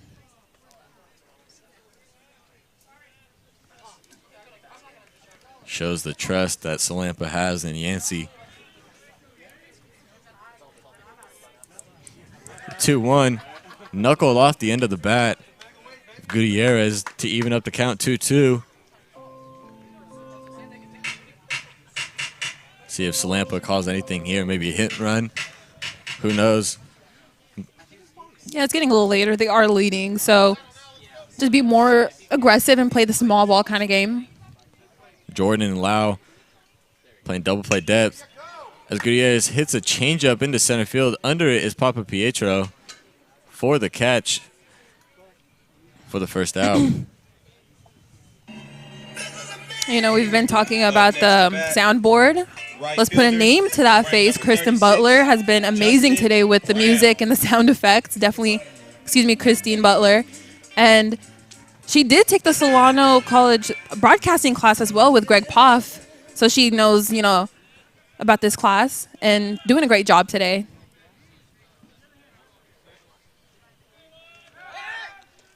Check on over to Krebs. And yeah, if we can have that all season, that would be amazing. Definitely keep us in the game more. And it lightens up the mood, too. Had the score been lopsided and you're playing the mind, puts a smile on people's faces. Brown shows bunt. Check on over to Krebs from Ramos. Gets back in easily. Don't know if that was just for show from Brown or actually trying to bunt, but that brings in Bortolin in a third on the grass. I can see him bunting, but not to bunt over, but to bunt and get on as well, because he has shown his speed today. Brown drives fastball into center field. Under it once again is Papa Pietro for the second out. It's a great day to be a center fielder today. Everything has gone to center or right. Coming up to bat, third baseman, wearing number 4, Nick Dodson. Nick Dodson reached on an error last time up and was able to score. one of the Falcons' 3 runs. He swings and misses at a curveball. Gets away from Ramos. That'll move up Krebs to second.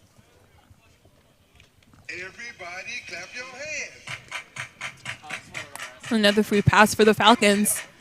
Just something the Bulldogs just need to control. All these walks, errors, pass balls. Yeah, that was just a blatant miss from Ramos right there. It looked like a curveball. Who knows if he got mixed up right there, but that leaves Krebs at second after the mishap. See if Dotson can drive him in. Curveball in the dirt.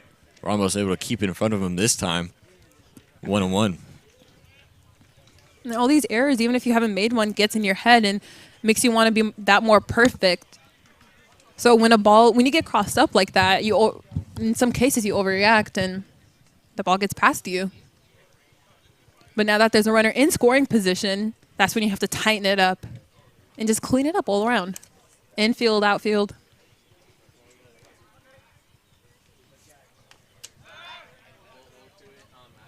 As Apasachia does a little move over to second to keep Krebs close. Not sure if him and Lau are on the same page. Jordan shifted a little bit more to the left side of the 5-6 hole, leaving middle of the field wide open for Dotson to do some damage. Shows bunt, bunts it, fields it as Apasachia on over to Necht, keeps the foot on the back to end the inning. Falcons unable to capitalize. Krebs on the pass ball, but I'll bring up top half of the order for the Bulldogs: McCarthy, Jordan, and Lau.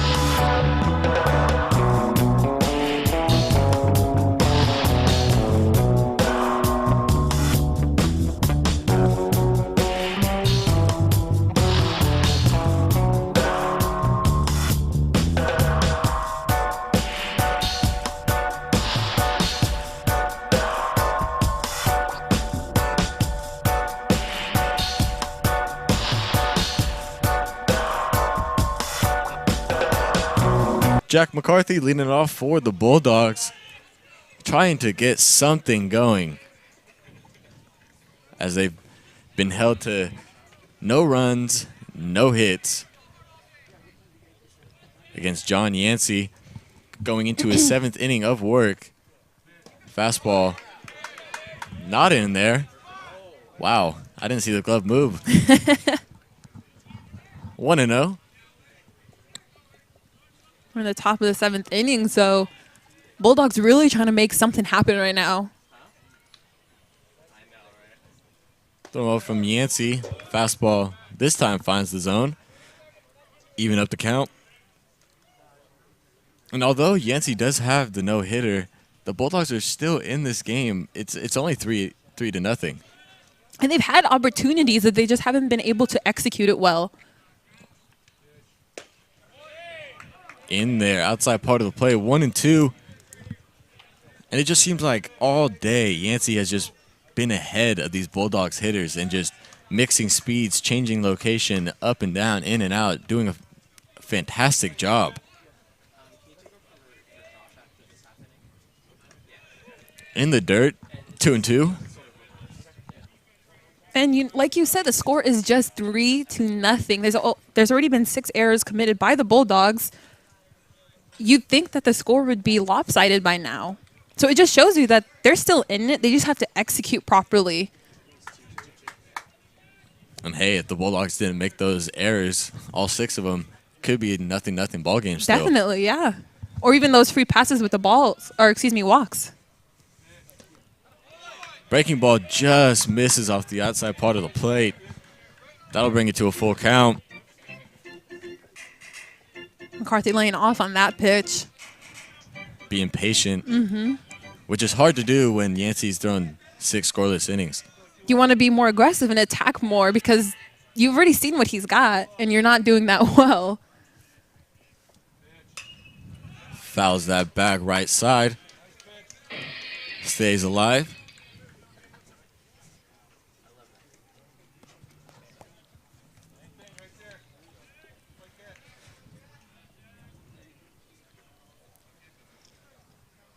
Looks like Brown, left field, shifted towards the gap a little bit more. Verrett, center field, shifted towards the right. Fastball fisted off the hands, on over to Yancey. Fields it cleanly to Gutierrez for the first out.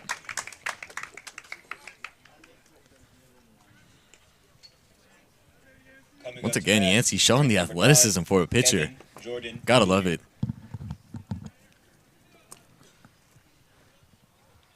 If you have that confidence and you know you're not going to make an error, you know you're going to get that out, why not? Most pitchers let the ball go by them because they're not confident. They think they're going to overthrow it, they're going to eat it, they're going to trip or something, but he's shown confidence. I mean, he's throwing well. Why can't he play defense a little bit? Fastball low. 1-0. Jordan flew out to right last time up. And that was the one that Krebs was able to come down with that catch. As Yancey evens it up 1-1. Jordan's had a tough day out there at short today.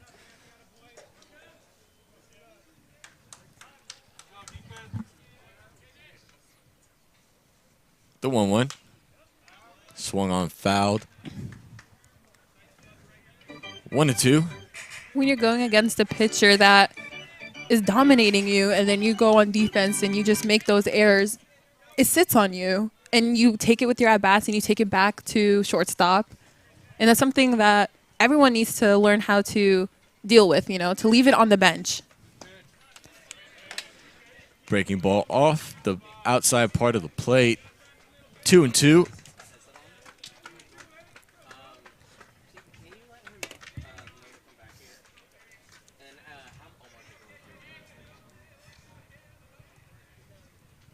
The 2-2 from Yancey. Fastball again fouled from Jordan. Stays alive.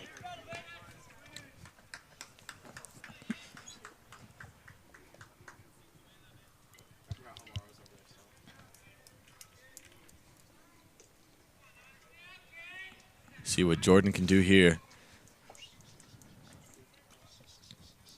The pitch.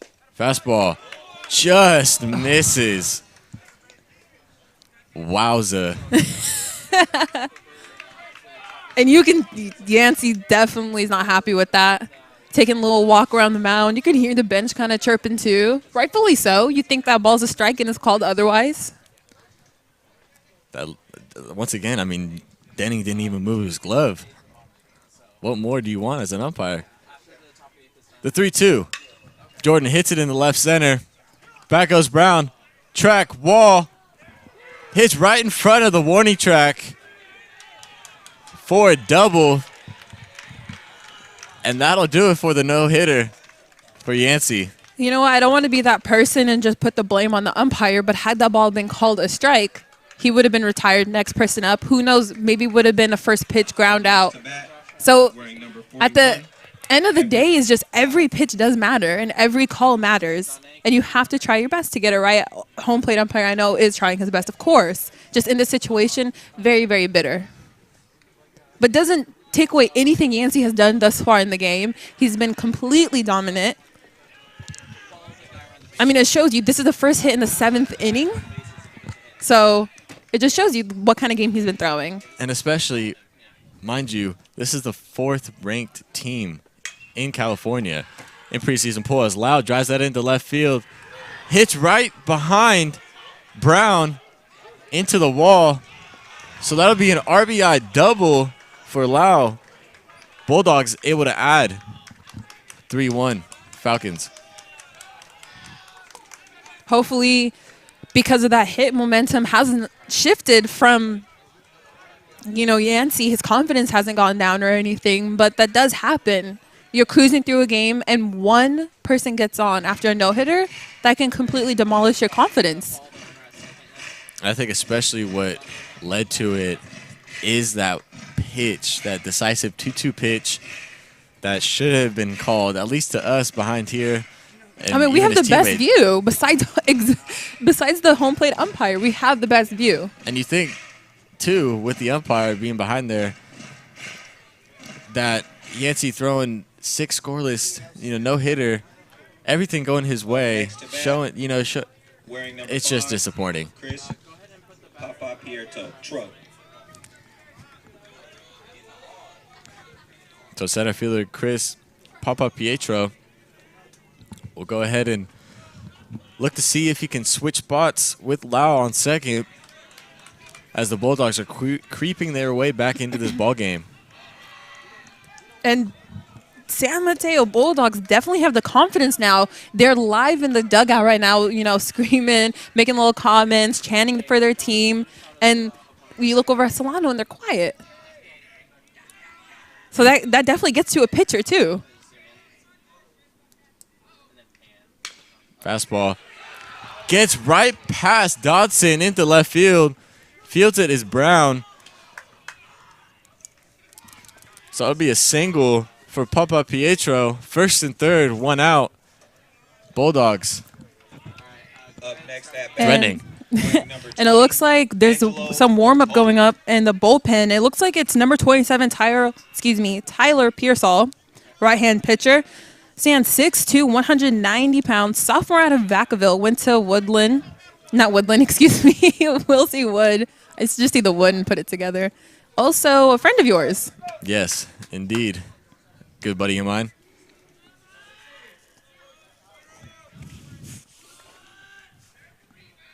First and third, Bortolin on up. Takes a first pitch fastball just outside, 1-0. 7th inning, so we are getting to the later part, thus Tyler being up. He is known as the closer. He has 20, last season at least, he had 20 innings under his belt with 9 saves. He also hits a little here and there, DHing once in a while.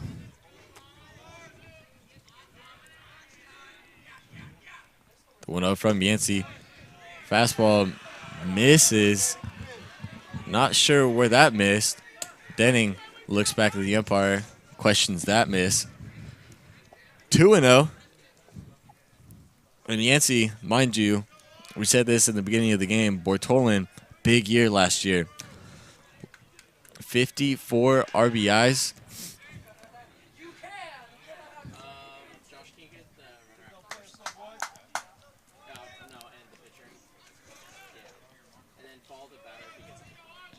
I mean, it looks like the numbers from last year are what the Bulldogs are playing right now. As Bortolin drives it into left field, Brown is going to be able to make a play.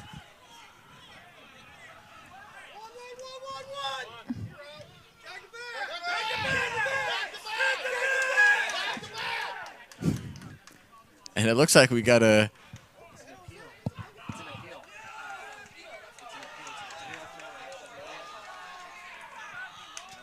I'm confused myself on what's happening. I've been paying attention to this. Sorry, folks. We're trying to get it.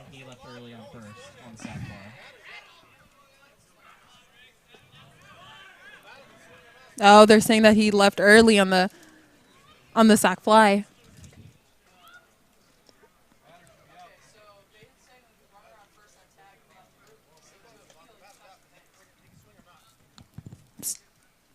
We're just as confused as you guys are. Yeah, we're trying to get some clarification, folks. Slampa still talking to the umpire, trying to get some understanding of the last play. They're saying that he left early to go from first to second, and that's why they were appealing. Not the sack fly, So the run will score. It looks like Salampo was trying to appeal the runner on first, leaving too early. So that'll bring it 3-2 score. Now 2 out. RBI for Bortolin. Papa Pietro on second, tying run for the Bulldogs. Dude,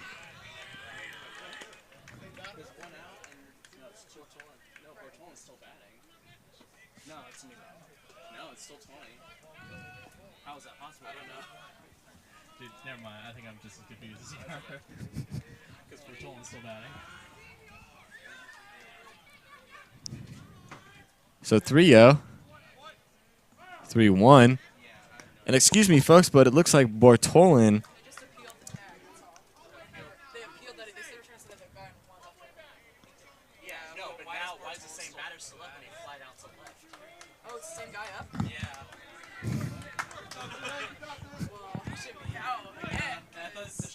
So we're just a little confused because if we're not mistaken, he did have that RBI, the RBI sac fly. So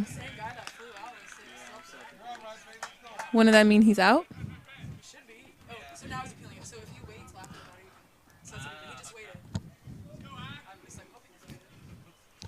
So Salampa will go out to talk to Yancey.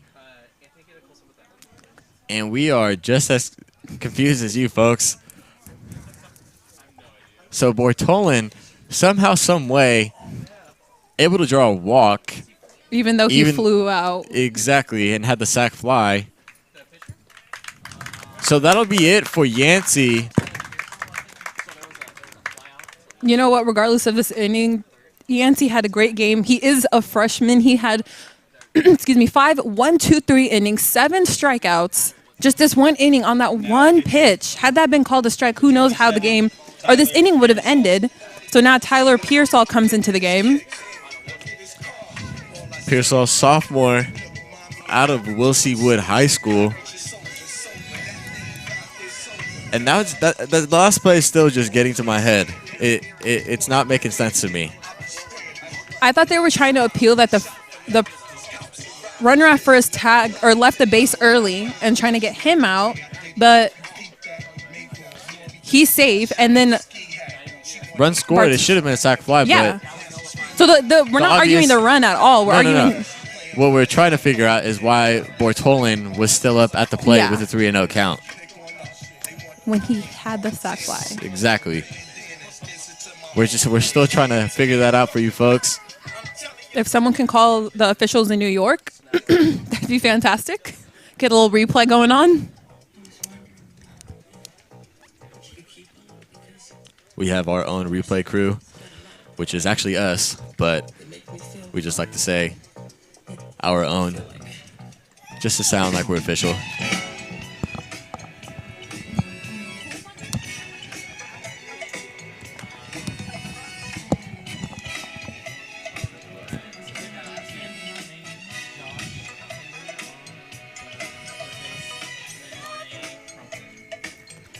Just a little shout out to our cameramen today. We have the great Anthony Williams on the main camera, always doing main, whether it's football if he's not in the booth, and basketball if he's not in the booth, but baseball not really his forte, so he's doing the main.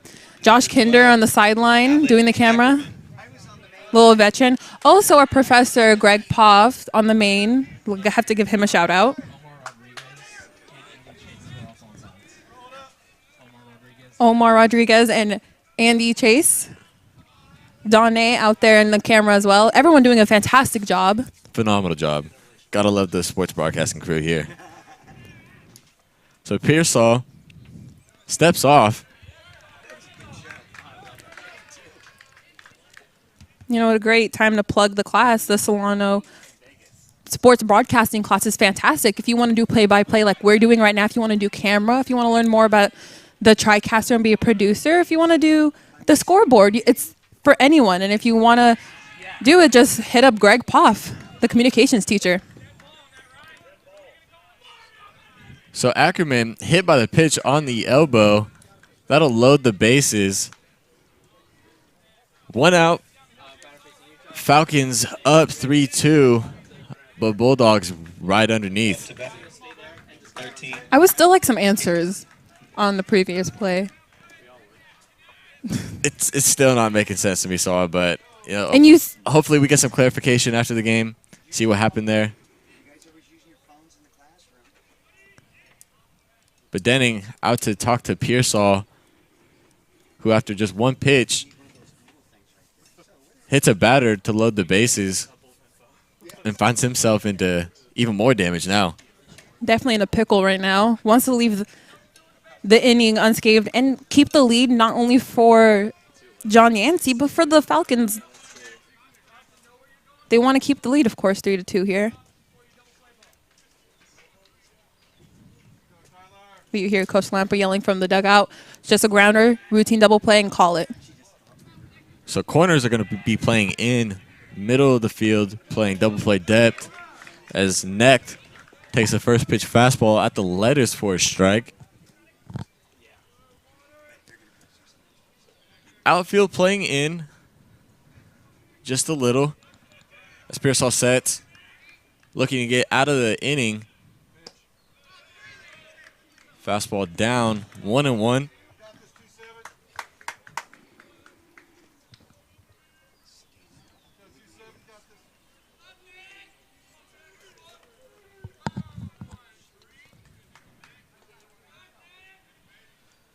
The 1-1. Fastball driven into right field. That'll get past Gutierrez and tie the game. Here comes one. The hold on the second. And the Bulldogs find the way to come back and tie this ball game. And you know what? It just, not to put, a dramatic tone on the game, but this inning does take away from John Yancey. Before this inning, he was phenomenal. And now, before leaving the game, he had a 3-0 lead, and now it's tied 3-3. Bases still loaded, and still one out here in the 7th. Last 3 innings are crucial in baseball. And it just shows that the 7th inning is their kryptonite.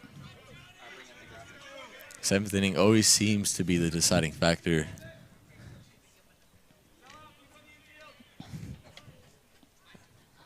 As Jonah Gonzalez will go ahead and step in, look to get the lead for the Bulldogs. So he takes a fastball in there for a strike. Bulldogs this inning able to capitalize on a few mistakes and get back into this game tied up 3-3.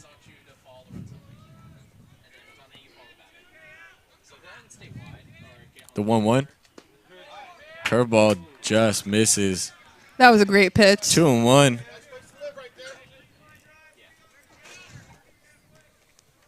The last few calls from just been missing. At the neck area, 3-1. So Pearsall's going to have to settle down here and hopefully find the strike zone, or else the Bulldogs are going to go ahead and take the lead for the first time today. The 3-1. Fouled back. 3-2.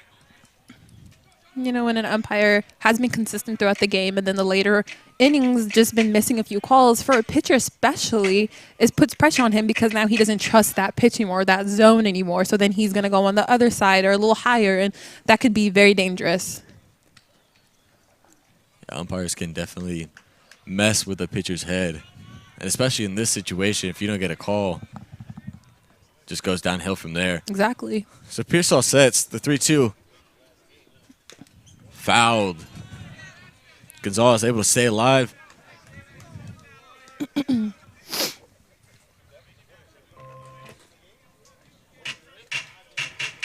Bortolan at third.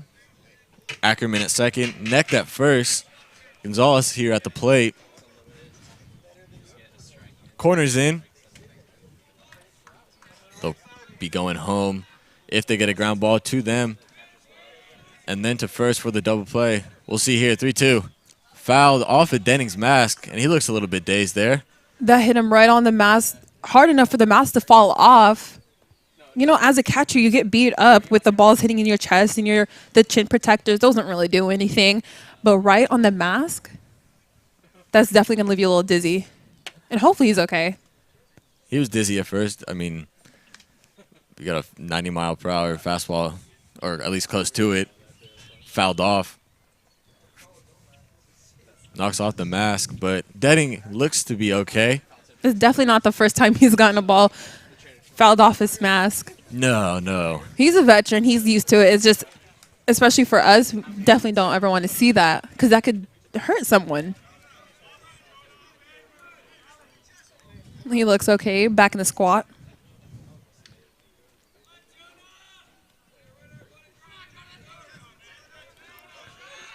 Pearsall sets. The pitch.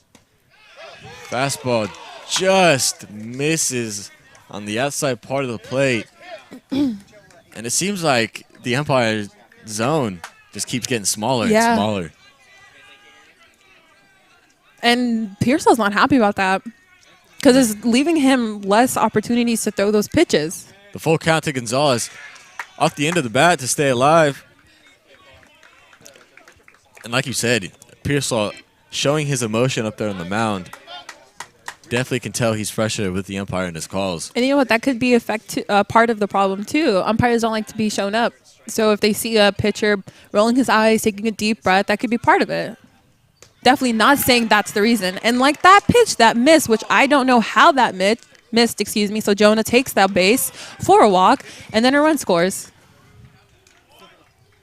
And that'll be ball 4. RBI for Gonzalez. And the Bulldogs will take the lead on that one.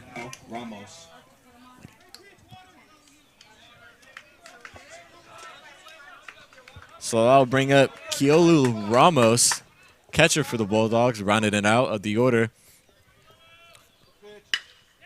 Driven up right over the head of Diaz, and that'll bring him 2. And that'll extend the lead for the Bulldogs, 6-3. As soon as John Yancey left, they just started rolling. And it's kind of like you know a guy's dominating, you know a guy has pitches, and then once he leaves, you get the confidence, okay, he's gone. Like, let's not worry about nobody else, he's gone. Even though Tyler has great stuff. He's a great pitcher, but they rather face him than John, who's been dominating this whole game. It's just a shame. And it looked like Diaz almost slipped over there at short. Might have misread the ball because that was a liner. It looked like right at him, but dove. And nonetheless, there goes Gonzalez, safe at third. And Ramos safe at second. So double steal for the Bulldogs executed. Well done. This inning just turned upside down for the Falcons. And that's what baseball will do to you. You can never get comfortable. When you think you have the game in the bag, you're losing now 5-3. And in this situation, it was a great throw by Denning. Just a little not fast enough.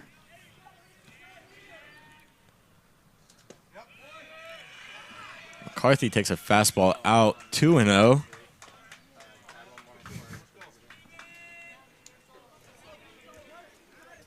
Still 1 out, second and third for the Bulldogs, who have scored 6 in the inning. McCarthy up, who actually led off this inning, grounded back to Yancey, and is up in the count 3-0.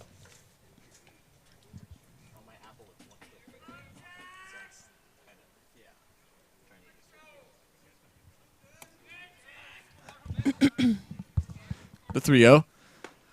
Breaking ball in there for a strike, and I don't know about you, Soha, but that looked like the breaking ball that we saw 3-2 to Gonzalez. That's the first strike I've seen get called in a very long time. Looks like someone in the Solano bench is getting yelled at by the umpire. Looks like the umpire had a chat with the Solano dugout about the chirping. And Pearsall looked like a changeup. Finds the strike zone with that to bring it to a full count. They were probably saying what you said to me. That looked like the same pitch that was thrown to Gonzalez.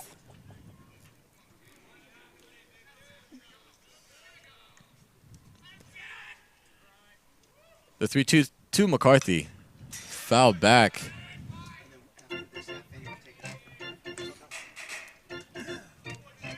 The wind has been knocked at the Solano players on the field and on the bench. They're, besides a little chirping they had with the umpire earlier, quiet.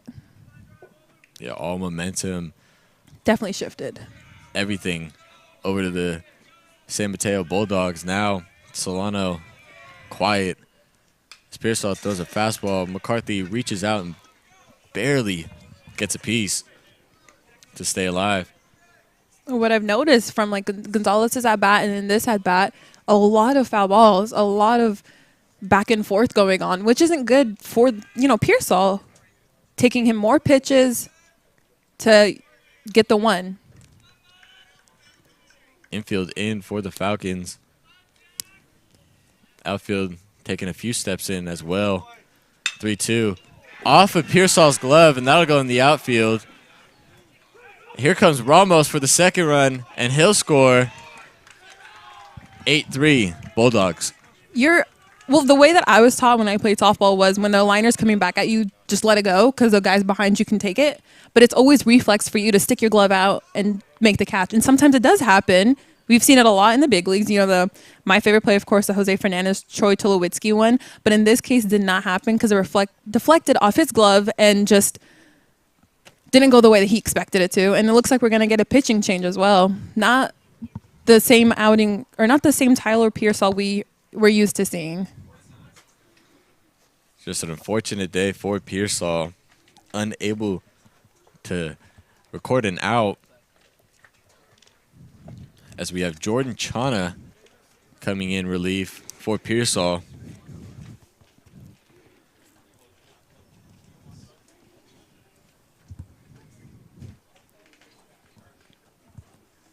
Right-hand pitcher, standing 6'2", 200 pounds, sophomore out of Lakeport, California, graduated Clear Lake.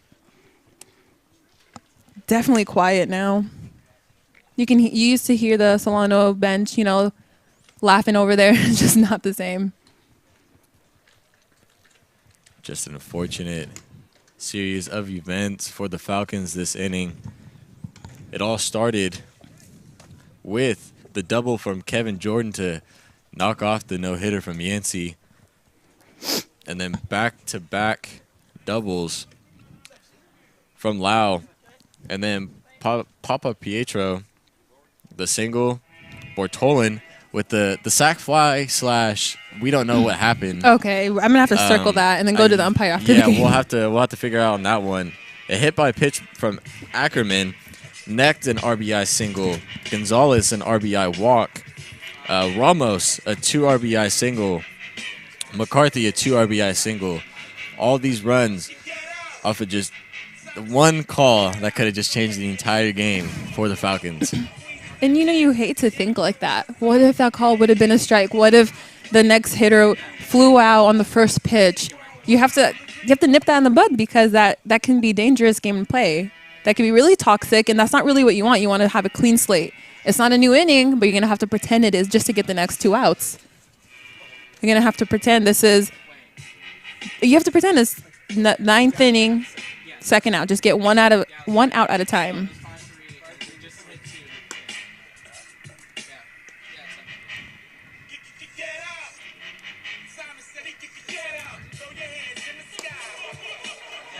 And Pearsall, it's not like he couldn't find the strike zone. He was there with the batters every time. Didn't get a few calls each at bat. It seemed like he was pitching, and then the ball off the glove to score 2. Just a recipe for disaster.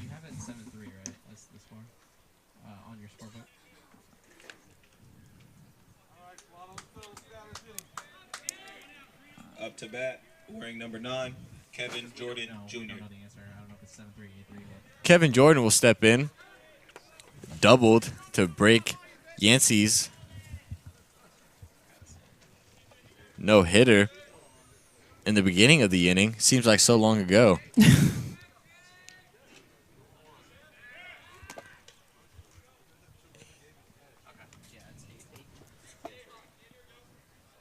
Check on over from Chana on McCarthy. Pitch from Chana. Swung on and missed from Jordan. 0-1.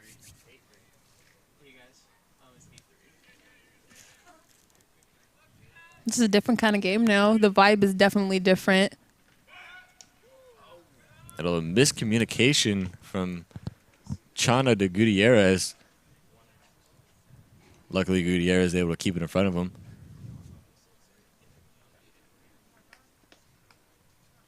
Trying to definitely keep an eye on the runner on first. Krebs in and right.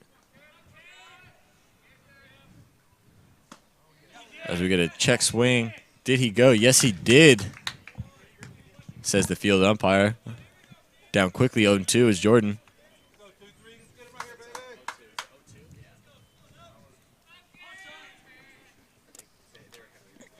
If you were Chana right here, you'd love a ground ball double play to get you out of the inning.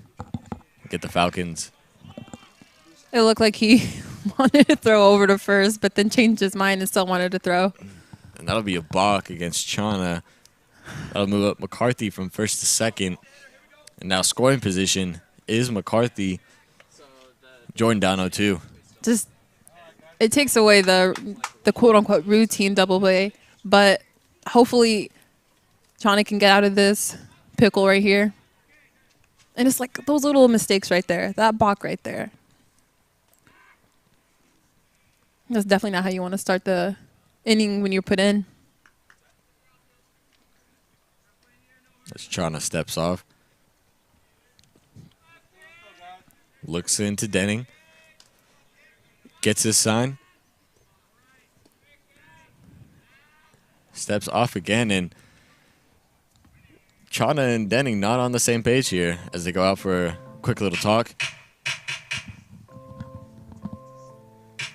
What do you think they're talking about right here? Just getting on the same page? Getting on the same page. Denny telling him to, chill out a little bit. It's been a long inning. Focus on you and what you have to do to get these next 2 outs, and we'll go from there. That's all you can say. Just focus on this one hitter. Forget what just happened. Pitchers have to have the shortest memory. As Chana does looks like change-up breaking ball to Jordan. Fouls that right side out of play.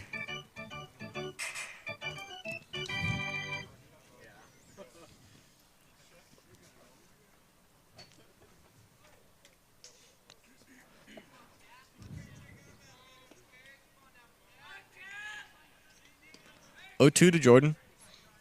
Chana set. Looks back at McCarthy. Delivers. Breaking ball fouled back once again.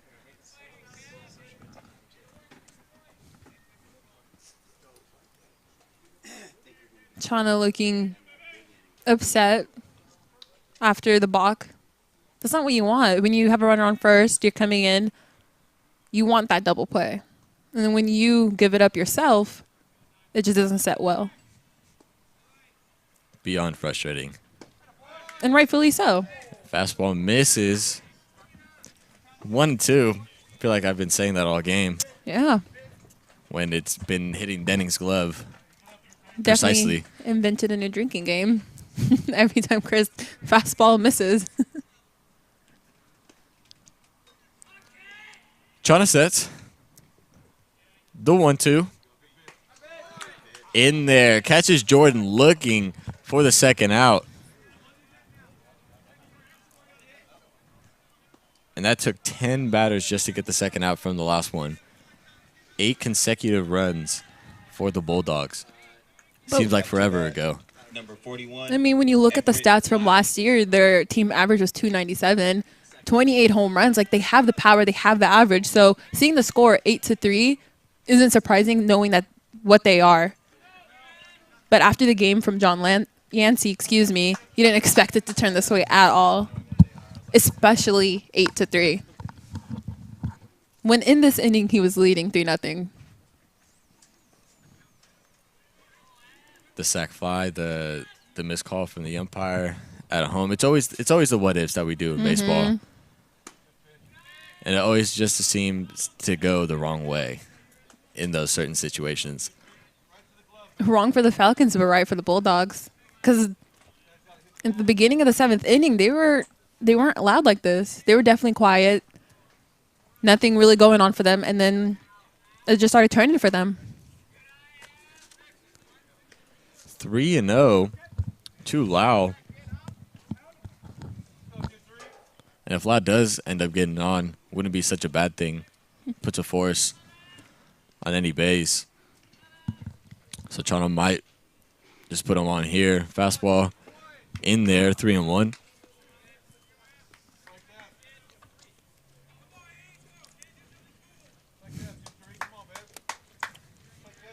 You just have to know the situation.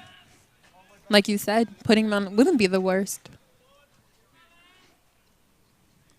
Chana delivers. Changeup. Misses. Walks Lau. So that'll be first and second for the Bulldogs. 2 out. Up to bat. And Papa Pietro. Chris Pietro. The PA announcer, Dylan, having trouble with the name, like me. Thus, me not saying it that often, leaving it all up to Chris.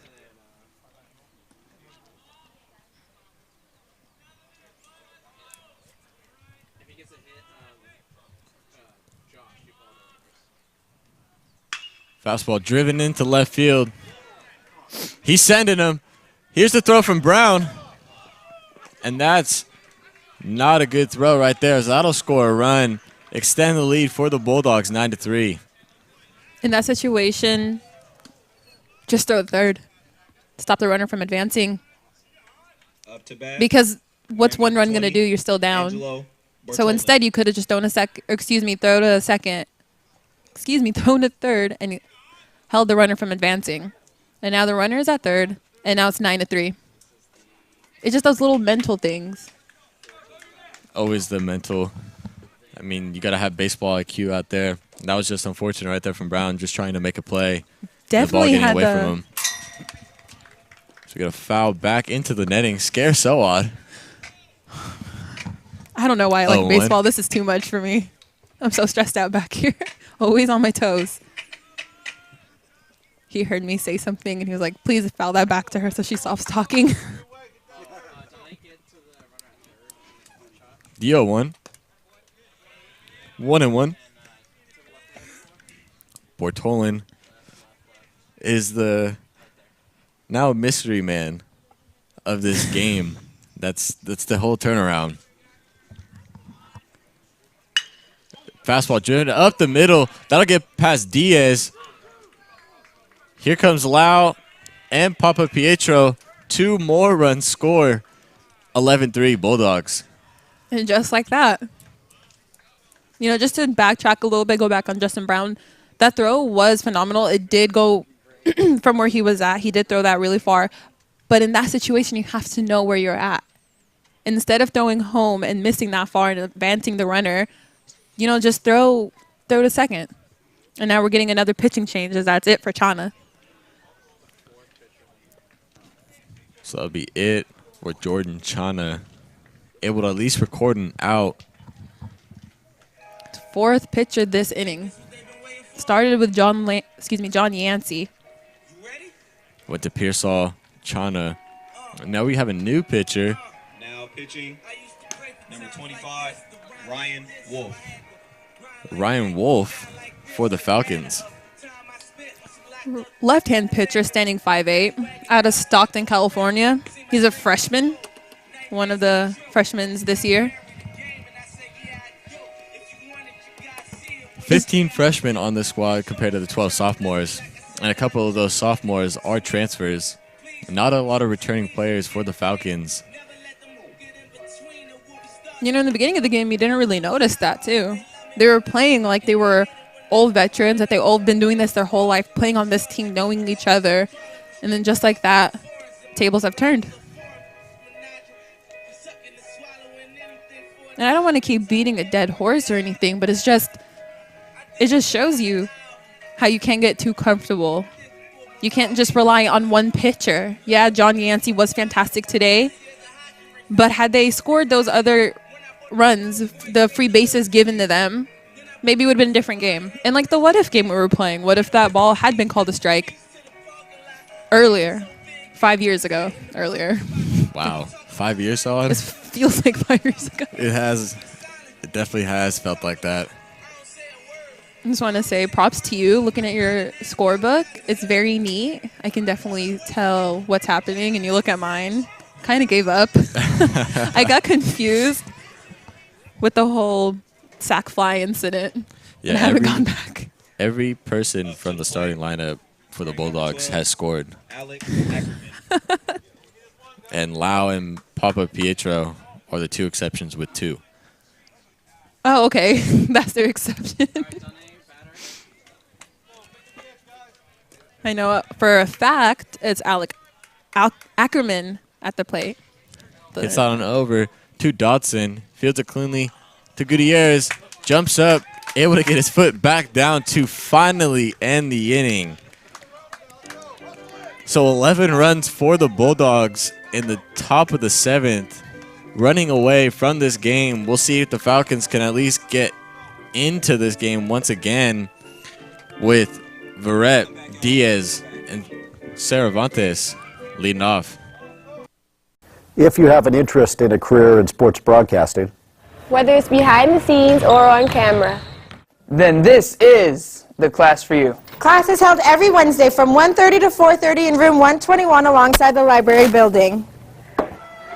For more information, contact Greg Poff. That's me at solano.edu. We hope to see you here next semester. And remember, It's more than just sports. It's an education.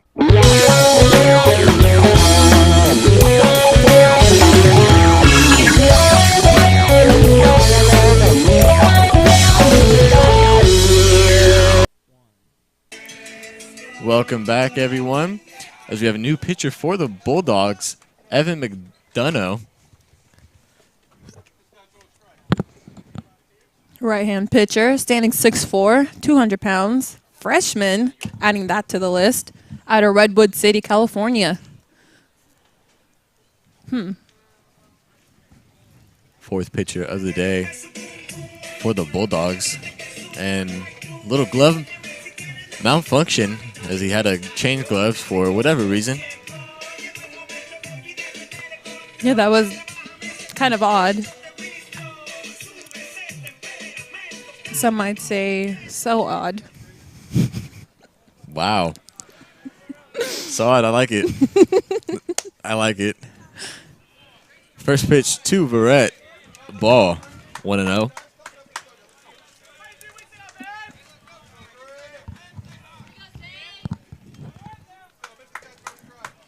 The 1-0. In there. 1-1.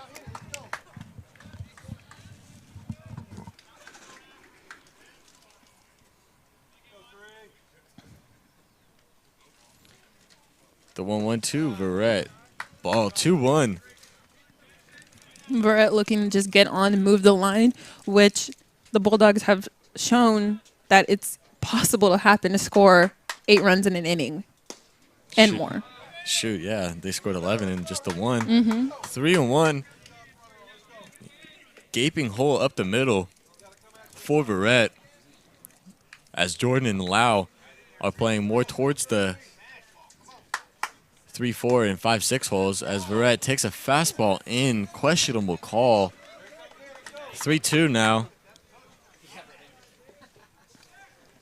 You know, in times like this, it feels like the world's against you when you don't get calls when you're the pitcher, and then you get called against you when you're hitting.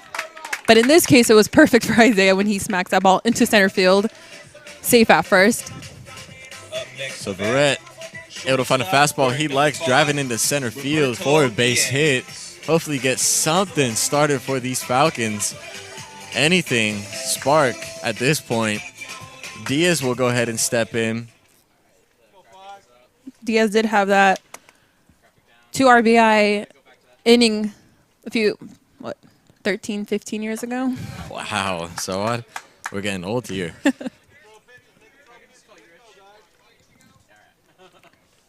Roberto wearing stirrups. I just want everyone to. Classy. I'm really happy now. Chana, the previous pitcher, is wearing stirrups, so.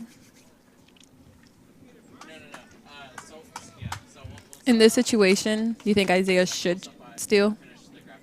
I don't think so. They're down by 8. They need any type of base runners as Diaz finds a fastball for a strike. You just don't want to take that risk. If you're 100% sure, which no one is, then take it. But like you said, it's not smart to do it right now. Fastball. And we got a balk from McDonough. I'll move Verrett over to second.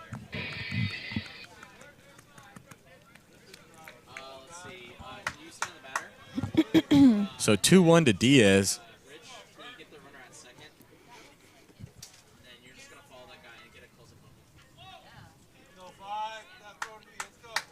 Man on second. Big hole in the 5-6 hole for Diaz to maybe squeak something through there. We got a 2-1. Just, even if it means an out, just moving the runner over. That's just the mentality you have to go for right now. McDonough delivers. 3-1.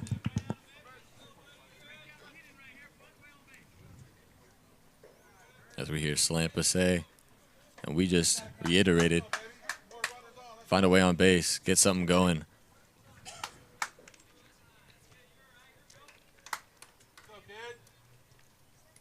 The 3-1 to Diaz. Ball 4. Great at bat from Diaz. Up next to bat. So that'll bring up Gabe Wearing number 13, Caravantes. Gabe Caravantes. No out, first and second. He's got a big hole at right center. Looks like Papa Pietro shifting more towards the left side of the field. Just a tad.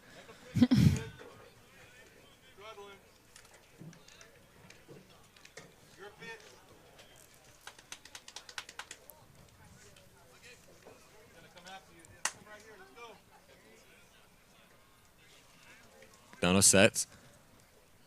Looks and delivers. Fastball for a strike.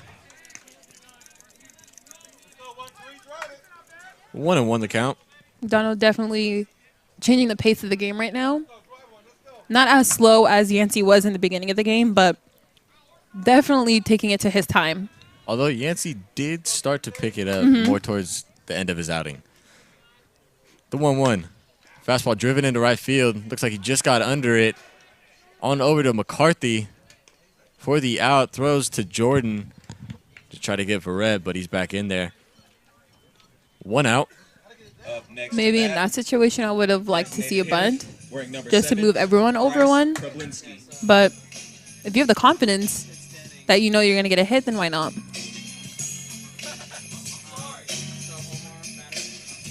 So Jared Denning up to the plate.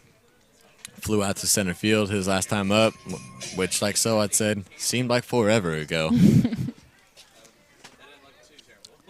Power lefty. He's got the right side of the field wide open for him. See if he can hit it, shoot it in there. Curveball in the dirt. There goes Verrett and Diaz. So they'll move over to second, third. And now we have runners in scoring position for Mr. Jared Denning, who last year had 38 RBIs. And again, that 1-2 combo that the Falcons had last year in the technical 3-4 order.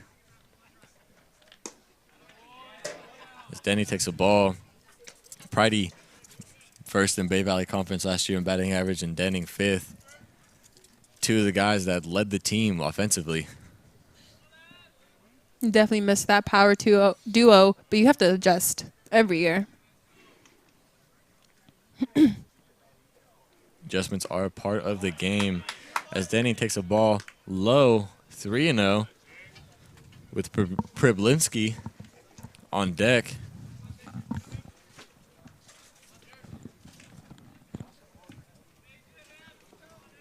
Diaz at second, Verrett at third.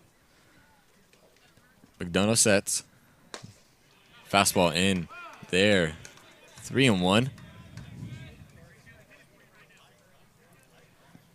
Only one out here. 3-1. Denning is looking for his pitch. If he finds it, that right side of the field is going to get busy. They're definitely pitching him the way that others used to last year, that is. Pitch around him. Don't give him anything he wants, but like you said, he's just waiting for that one pitch. As Denning hits that into right field. Back is McCarthy. He does have room. Able to make the play a few feet in front of the warning track, but that'll bring in Verrett for a sacrifice fly. Diaz on over to third, 11-4. Just got under it. I thought that was out from the booth. You think from this angle, yeah. I didn't want to get too excited because I know I was going to sound dumb, but that looked gone, but just right in front of McCarthy. So they'll bring up Pribolinski, looking to bring in Diaz for another add-on to try to get back into this ball game. Takes a fastball out.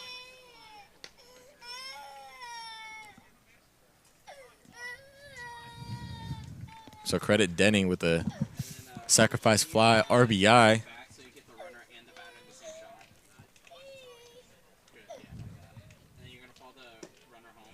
Pribolinski takes a fastball for a strike. Almost looked like the same exact pitch.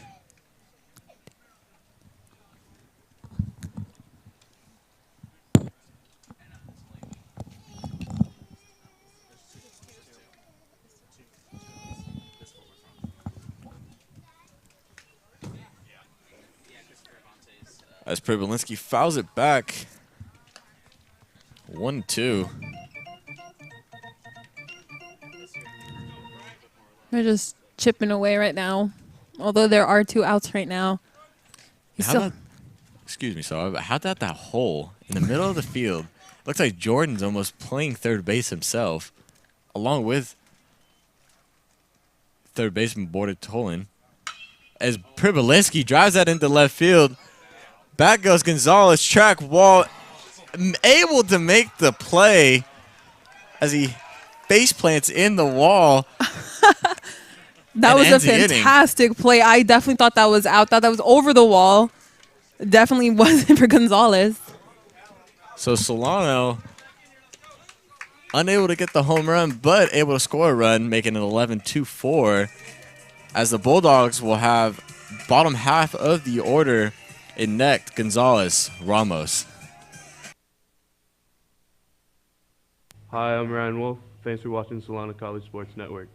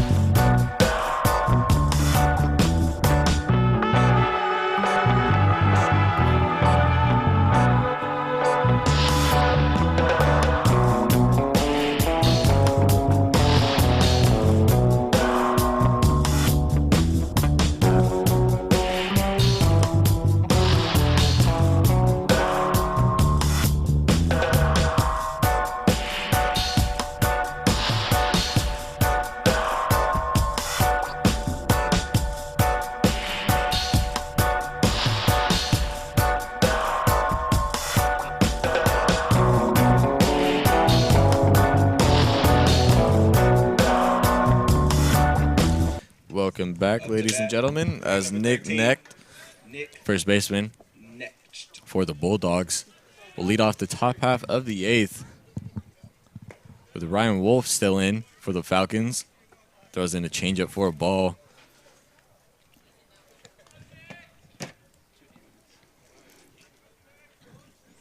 The 1-0.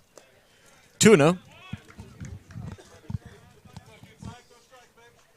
And how about that play from Gonzalez last half to end the last half of the inning? but not only to make the play itself, but to know his surroundings, to know where the wall was, and to the shadow effects right now is pretty crazy. If you look on the field, you can see every shadow is visible right now.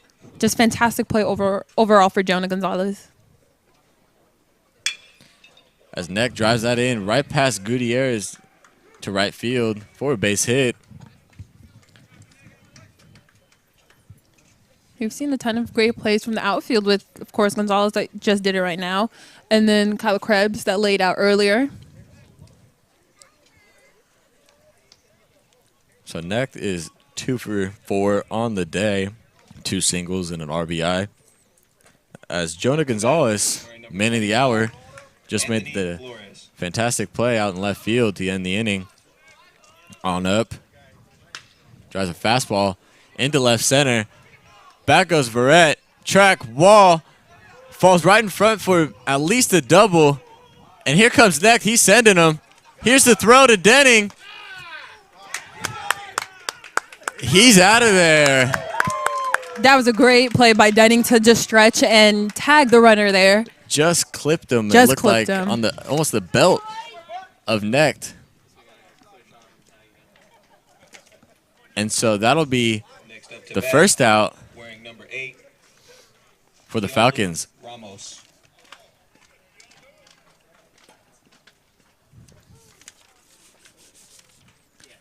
So here's Ramos.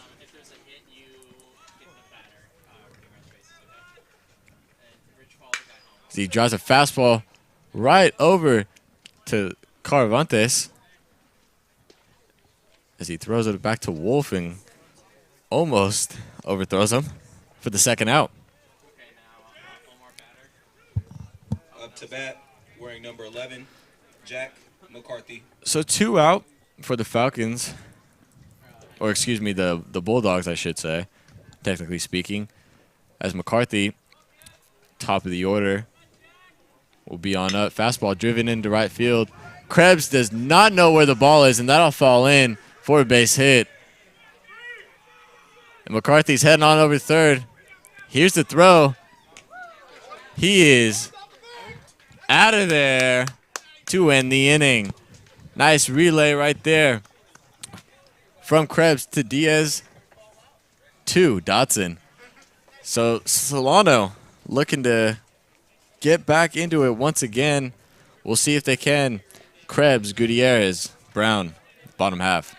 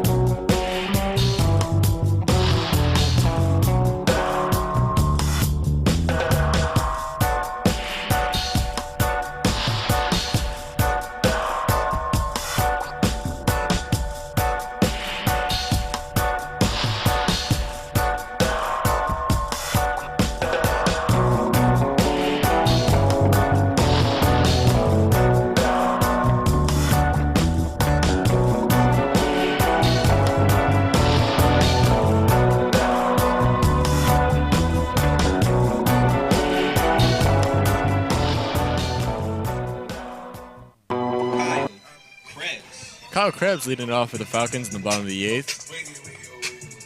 He had a little mishap out there where he couldn't find the ball from the get-go, but recovered very well to get the out and end the inning.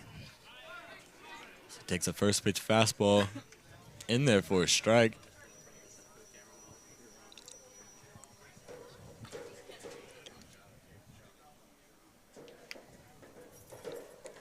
The 0-1 swung on and missed. 0-2.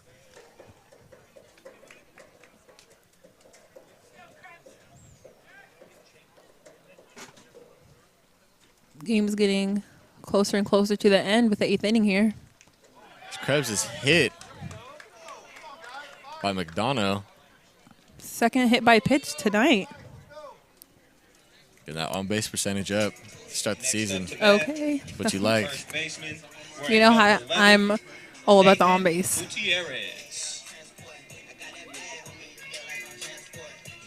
I think that's such a slept-on stat. Oh, definitely. I mean, that's why Joey Votto hasn't won an MVP yet, because no one cares about it. It's unfortunate. Because you want to look, at the end of the day, how often the guy gets on base. Exactly. So Gutierrez steps in, takes a first pitch fastball for a ball. But no one cares if you had 3 walks. All they care about is you had 3 home runs. Or even 3 hits. Yeah, Votto is just an on-base machine. I think the past few seasons, it's like 4 or 5. It's been around 400 or 500. Yeah, it's insane for an MLB player to have that. As Gutierrez takes another fastball out. You know what's always blown my mind? That a strikeout, but you reach on because of an error. You know when you strike out but the ball gets past the catcher? That doesn't count to your on base. That's always blown my mind. Well, you struck out. But you're still on base. Yeah, but you got to look at the negative. I mean. No, I get where you're coming from, but you still got on base. That should count for your on base percentage, not your average. I see where you're coming from. I'm just saying.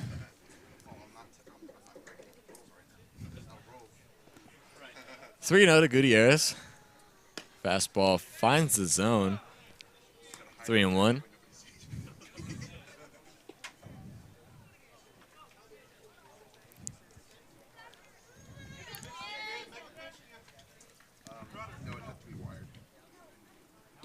The 3-1 in there. Like a fastball from McDonough. 3-2. I still think I'm right. You know what, I'm going to write a letter to the Players Association, and I'm going to say, hey, guys, let's make strikeouts. If you get on add it to your on base. Like, that counts. As Gutierrez walks. Yes, it does go towards his on-base percentage. So first and second for the Falcons, no out. As Justin Brown. Number 36. 2 freebies, 1 hit by pitch for Kyle Krebs, and then now a walk for Nate Gutierrez. You got to keep adding them to your pocket and just moving up the line. Just get a mound visit from the coach from the Bulldogs. Probably telling him just, calm it down. We're winning. You're up 12-4. Just take a nice deep breath and go back to doing what you do best. When you go up there towards the end of the game, you're up, like you said, 12-4. You get kind of those jitters where it's like, I kind of want to show my good stuff. I kind of want to be a little extra. So I think that's what's happening right now. And that meeting was just to be like, calm down. You're doing fine. So first and second for Brown as he takes a first pitch low.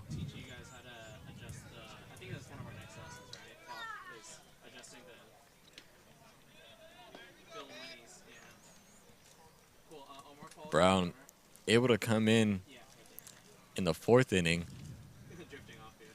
on a 2 RBI single from Roberto Diaz that had the Falcons up 3-0 at that time. 1-1 to Brown. Brown 0 for 3 on the day. Struck out. Error. Also flew out to center. As he grounds it softly on third base side. Fields it is Bortolin. On over to Necht for the out. So that'll be a fielder's choice for Brown.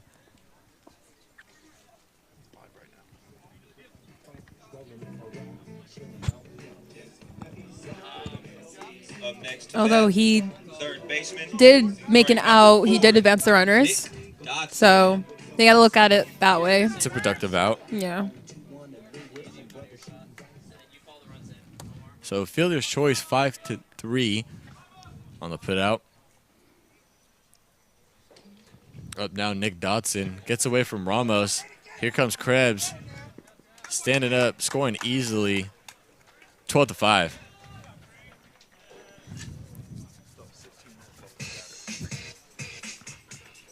And just like that, you have another point, another Excuse me. Did I just say point in baseball? I'll take it back. Did so odd. Another run. I'm telling you, I have not been keeping up like with baseball this off season, so my lingo is not that good. There's Absolutely killing me, so odd. Absolutely. As Dotson takes a fastball in there, 1-1. And you're also not happy because, just for everyone to know, we have the defensive alignment up for Solano and San Mateo Bulldogs. And my handwriting, I told him, is not the best, but he still wanted me to write everyone's name. And it's not, it hasn't been working. And this from Dotson, 1-2. Saad, your handwriting is amazing. I wish everyone could have seen you were so mad, but I can't help it. That's my handwriting. Saad, I was not mad. I'd never get mad. You were I furious. do not know what you're talking about. Anything. Just putting me out there as a bad guy to the air. I mean, you're a Yankees fan, so it fits Oh, wonderful. the profile. Wonderful. I'm the villain. Dotson takes the ball in the dirt, 2-2.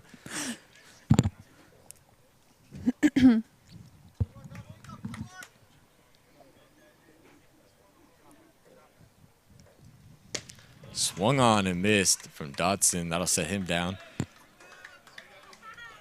for the second out. And here comes Isaiah Verrett, Up next, who singled and scored his last time up. Wearing number 3, Isaiah Verrett.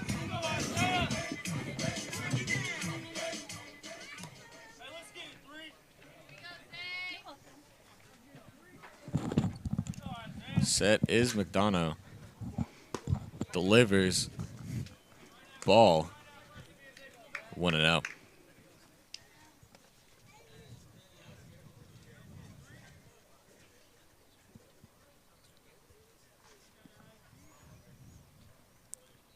The 1-0. Fastball in there. 1-1.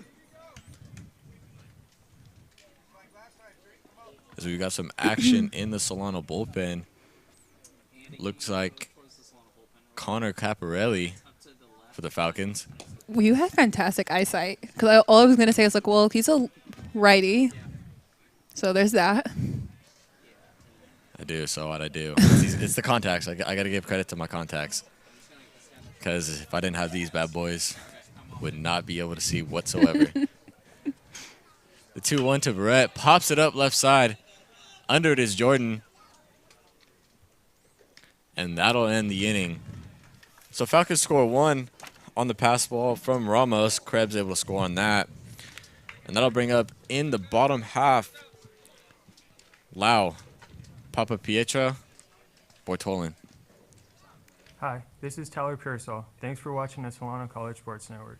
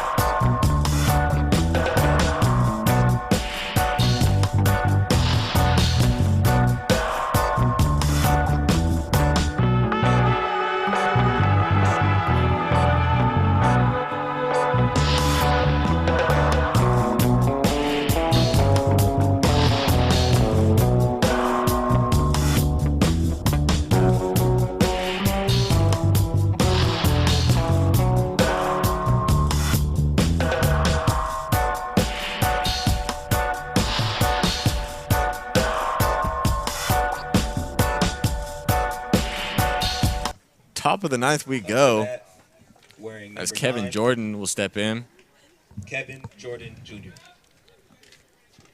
Struck out his last time up. Looking. 1 for 3 on the day. Excuse me, 1 for 4 on the day. 2 strikeouts. And a double to break up Yancey's no-hitter.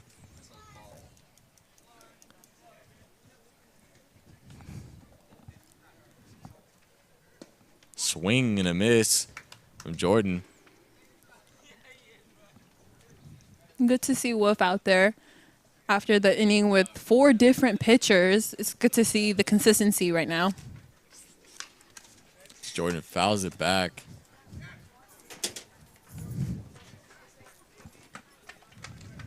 Oh, 2.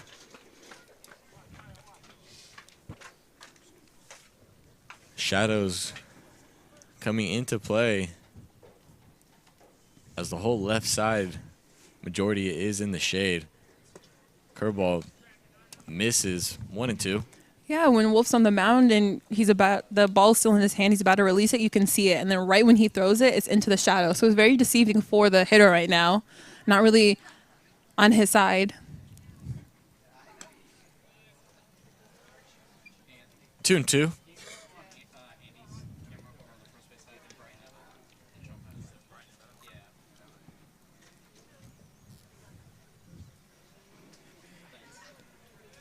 The 2-2. Fastball off the fist of Jordan. Stays alive.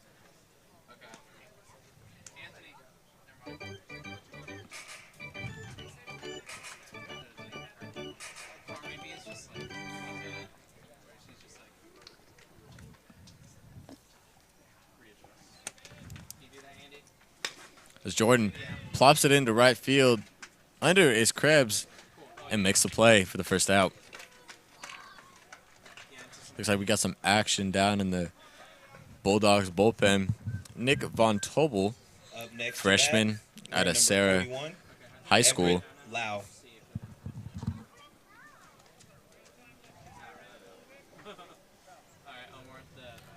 So 1 out. Everett Lau at the plate, 2 for 4 on the day. See, first pitch fastball swung on, hitting the netting right in front of us, and so on. Once again, scared. And once again, I'm going to continue to be scared because I don't trust these nettings. Thank you very much.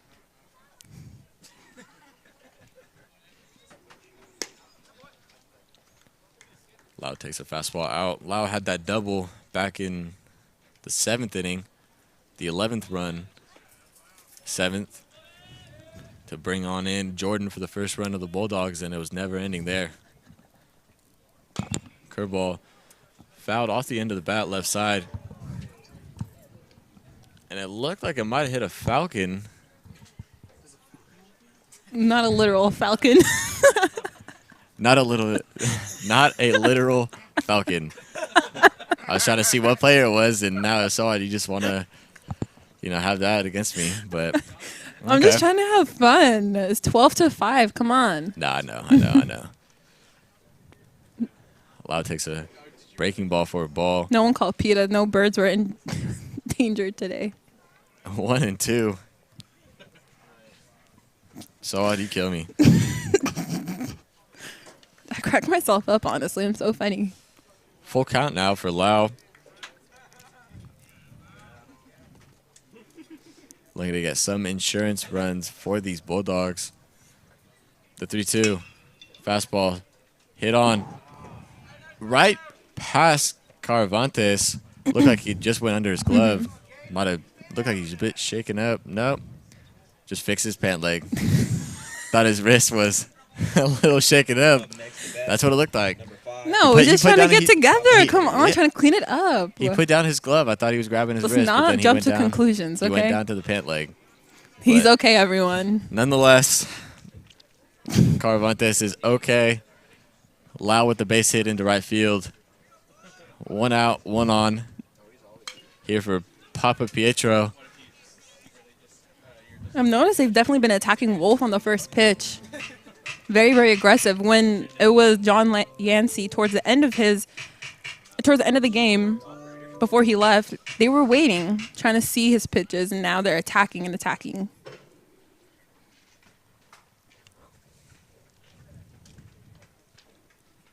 The 0-1. Look like a changeup. Misses off the plate. 1-1.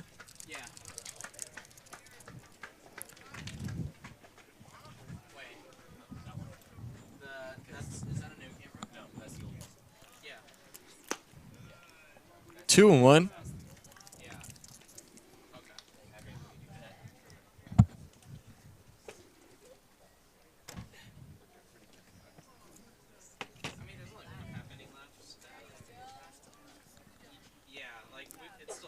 The 2-1. Swung on, hit over to Diaz. Takes it himself to the back. Throws over to Gutierrez in time for the double play. Great play right there by Diaz. Nice job getting out of trouble are the Falcons, and that'll bring up the last bit for the Falcons, last hope in the bottom half of the ninth.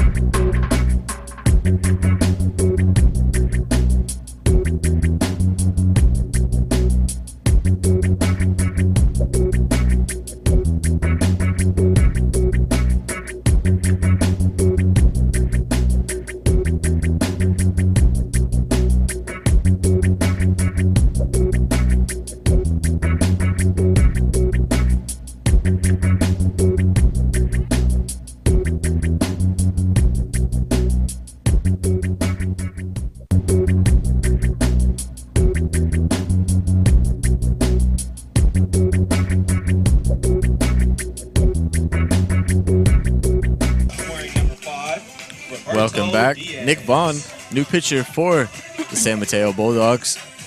Pitched in last game, had 2/3 of an inning, along with 1 K. Right-hand pitcher out of Belmont, California, Sierra High School. Stands 5'11", 182 pounds. As Diaz will be the last hope for the Falcons here in the bottom of the ninth. Down by 7, 12-5.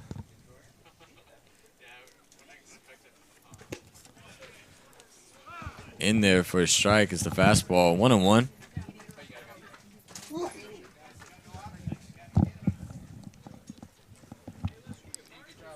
Naturally, you start off the inning when you make a great play. Roberto Diaz with the double play to end the top of the ninth inning.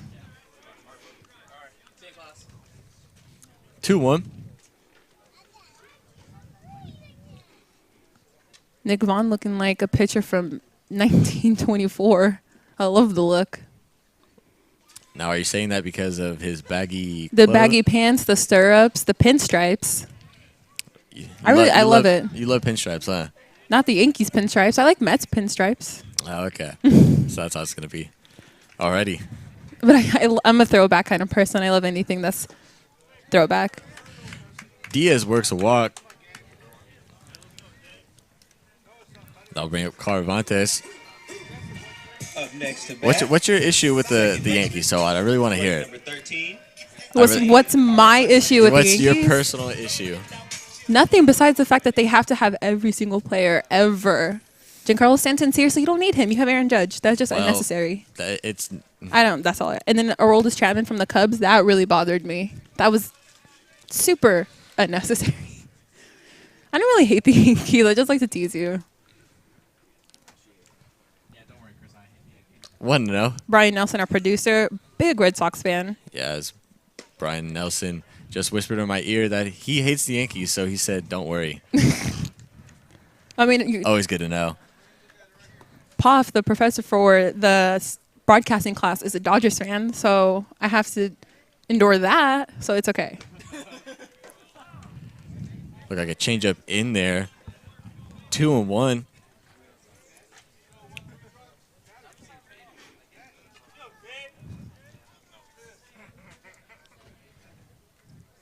The 2-1. Fastball. Finds the bottom of the zone. 2-2.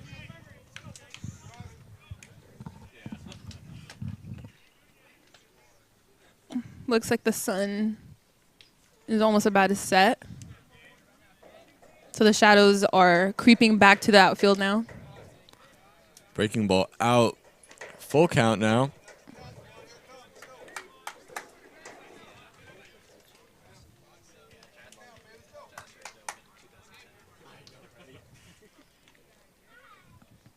Parvantes looking to get on here. Something. Swings, just gets a piece, but right into Ramos's glove for the first out of the inning. Up next to bat, catcher, wearing number 21, Jared Denning.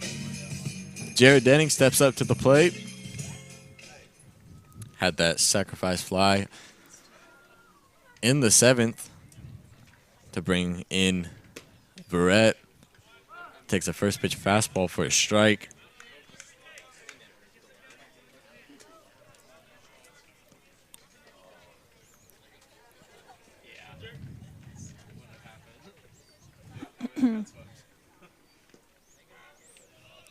Breaking ball in the dirt. 1-1. I wouldn't be surprised to see Diaz try to steal second. I mean, 9 is probably going to be a defensive indifference at this point. Just to be a little aggressive. True. Very true, Saad. Thank you. I like the way you think. I do know a little something about baseball. Come on. I'm not old jokes. Outside, 2-1.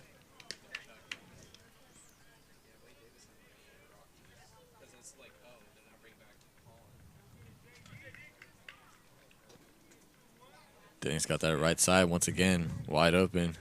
See if he can get something inside part of the plate. Drive it there, but swings and misses on the fastball to even up the count 2-2. Very healthy swing right there. Trying to just bring Roberto himself in.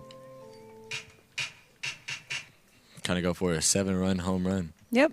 Tie the game. It's kind of what we need right now if you're on the Falcon side.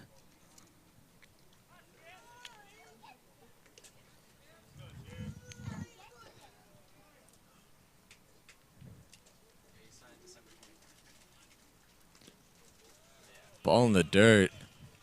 Ramos able to keep it in front of him. There's a great block.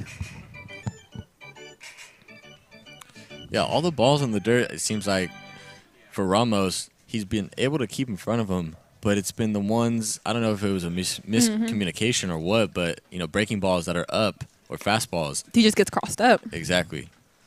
No, 100%. As Denning works a walk, just the weirdest thing. Designated hitter, wearing number 7, Bryce Prebelinski. So that'll bring up, after the walk, Bryce Prebelinski.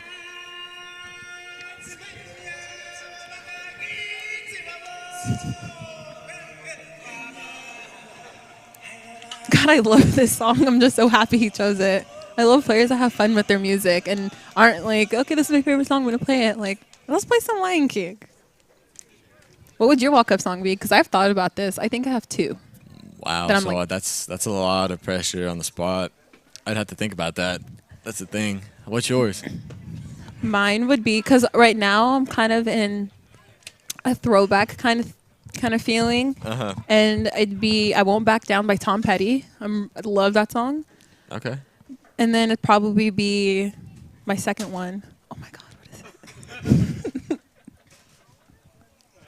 Your second one. What is your second one? So, my second song would be... Need some more time on that one? No. It'd be Feeling Myself by Mac Dre. Okay. You know, I like so the choice. Shout out to Anthony. What would yours be? You had enough time to think. Enough time to think. That's what you usually do. Ignore what I say in 30 seconds right there. That's not enough. I mean, I got a bunch of them that I'd want out there.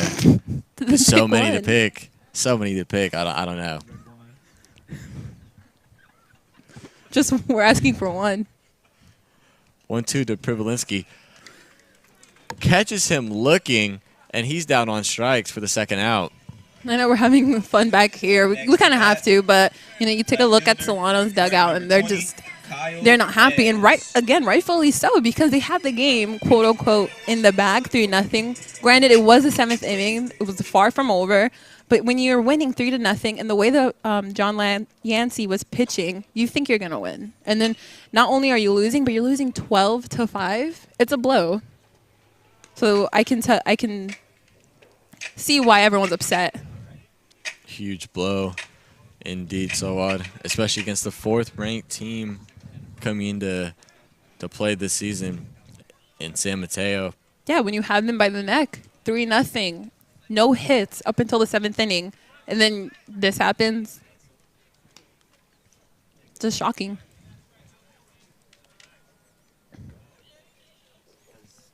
Okay, what's going to be the song? So I just don't know if I'm going to be able to give it to you today. Maybe on the next broadcast. It's a hard thought process. This isn't life or death, you know. I know that. Gutierrez almost making the play on the foul ball on the on-deck circle. 1-2 to Krebs. Falcons down to the last strike.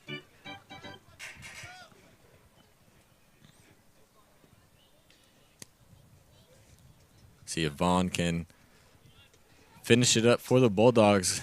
Move on to 1-1 on the season. Just missed outside. 2-2.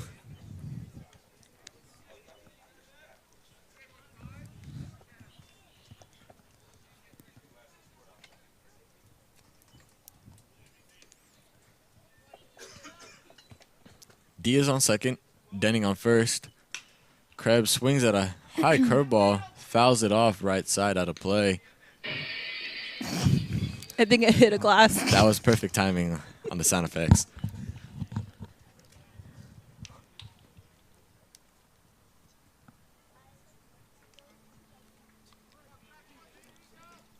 Two outs here. Falcons looking to strike back one more time. Krebs drives the fastball into center field. Papa Pietro looks to be under it, and that'll do it to end the game. So the San Mateo Bulldogs will go ahead and move on to 1-1 on the season. Falcons drop to 0-2. We'll play each other on Thursday at San Mateo. Now, Saad, hard-fought game between both teams. What'd you see? Well, definitely, we've been saying this throughout the whole game. John Yancey, freshman, playing like he's been playing for Solano for the last 5 years. Fantastic outing. Just to reiterate the day, had 7 strikeouts on the day. It had 5 1-2-3 innings. Had a no-hitter up until the 7th inning. Fantastic outing by him. He did leave with 2 runs scored. Did not end the way that he wanted it to, but I just saw a lot of resilience from him. Just Solano as a whole, I feel like they need to clean it up a little bit more. Tighter pitching, tighter defense. Just instead of relying so solely on the pitcher, just more collectively as a team instead. Yeah, definitely got to clean it up. It is early in the season, so that is the pro for this shortcoming of the Falcons. Bulldogs, 12. Falcons, 5. They go ahead and play on Thursday at San Mateo. Chris Evaglia, along with my broadcast partner, Soad Balazi, here on the Solano College Sports Network at Billy and Louis Arbor Stadium. Thanks for watching, everyone.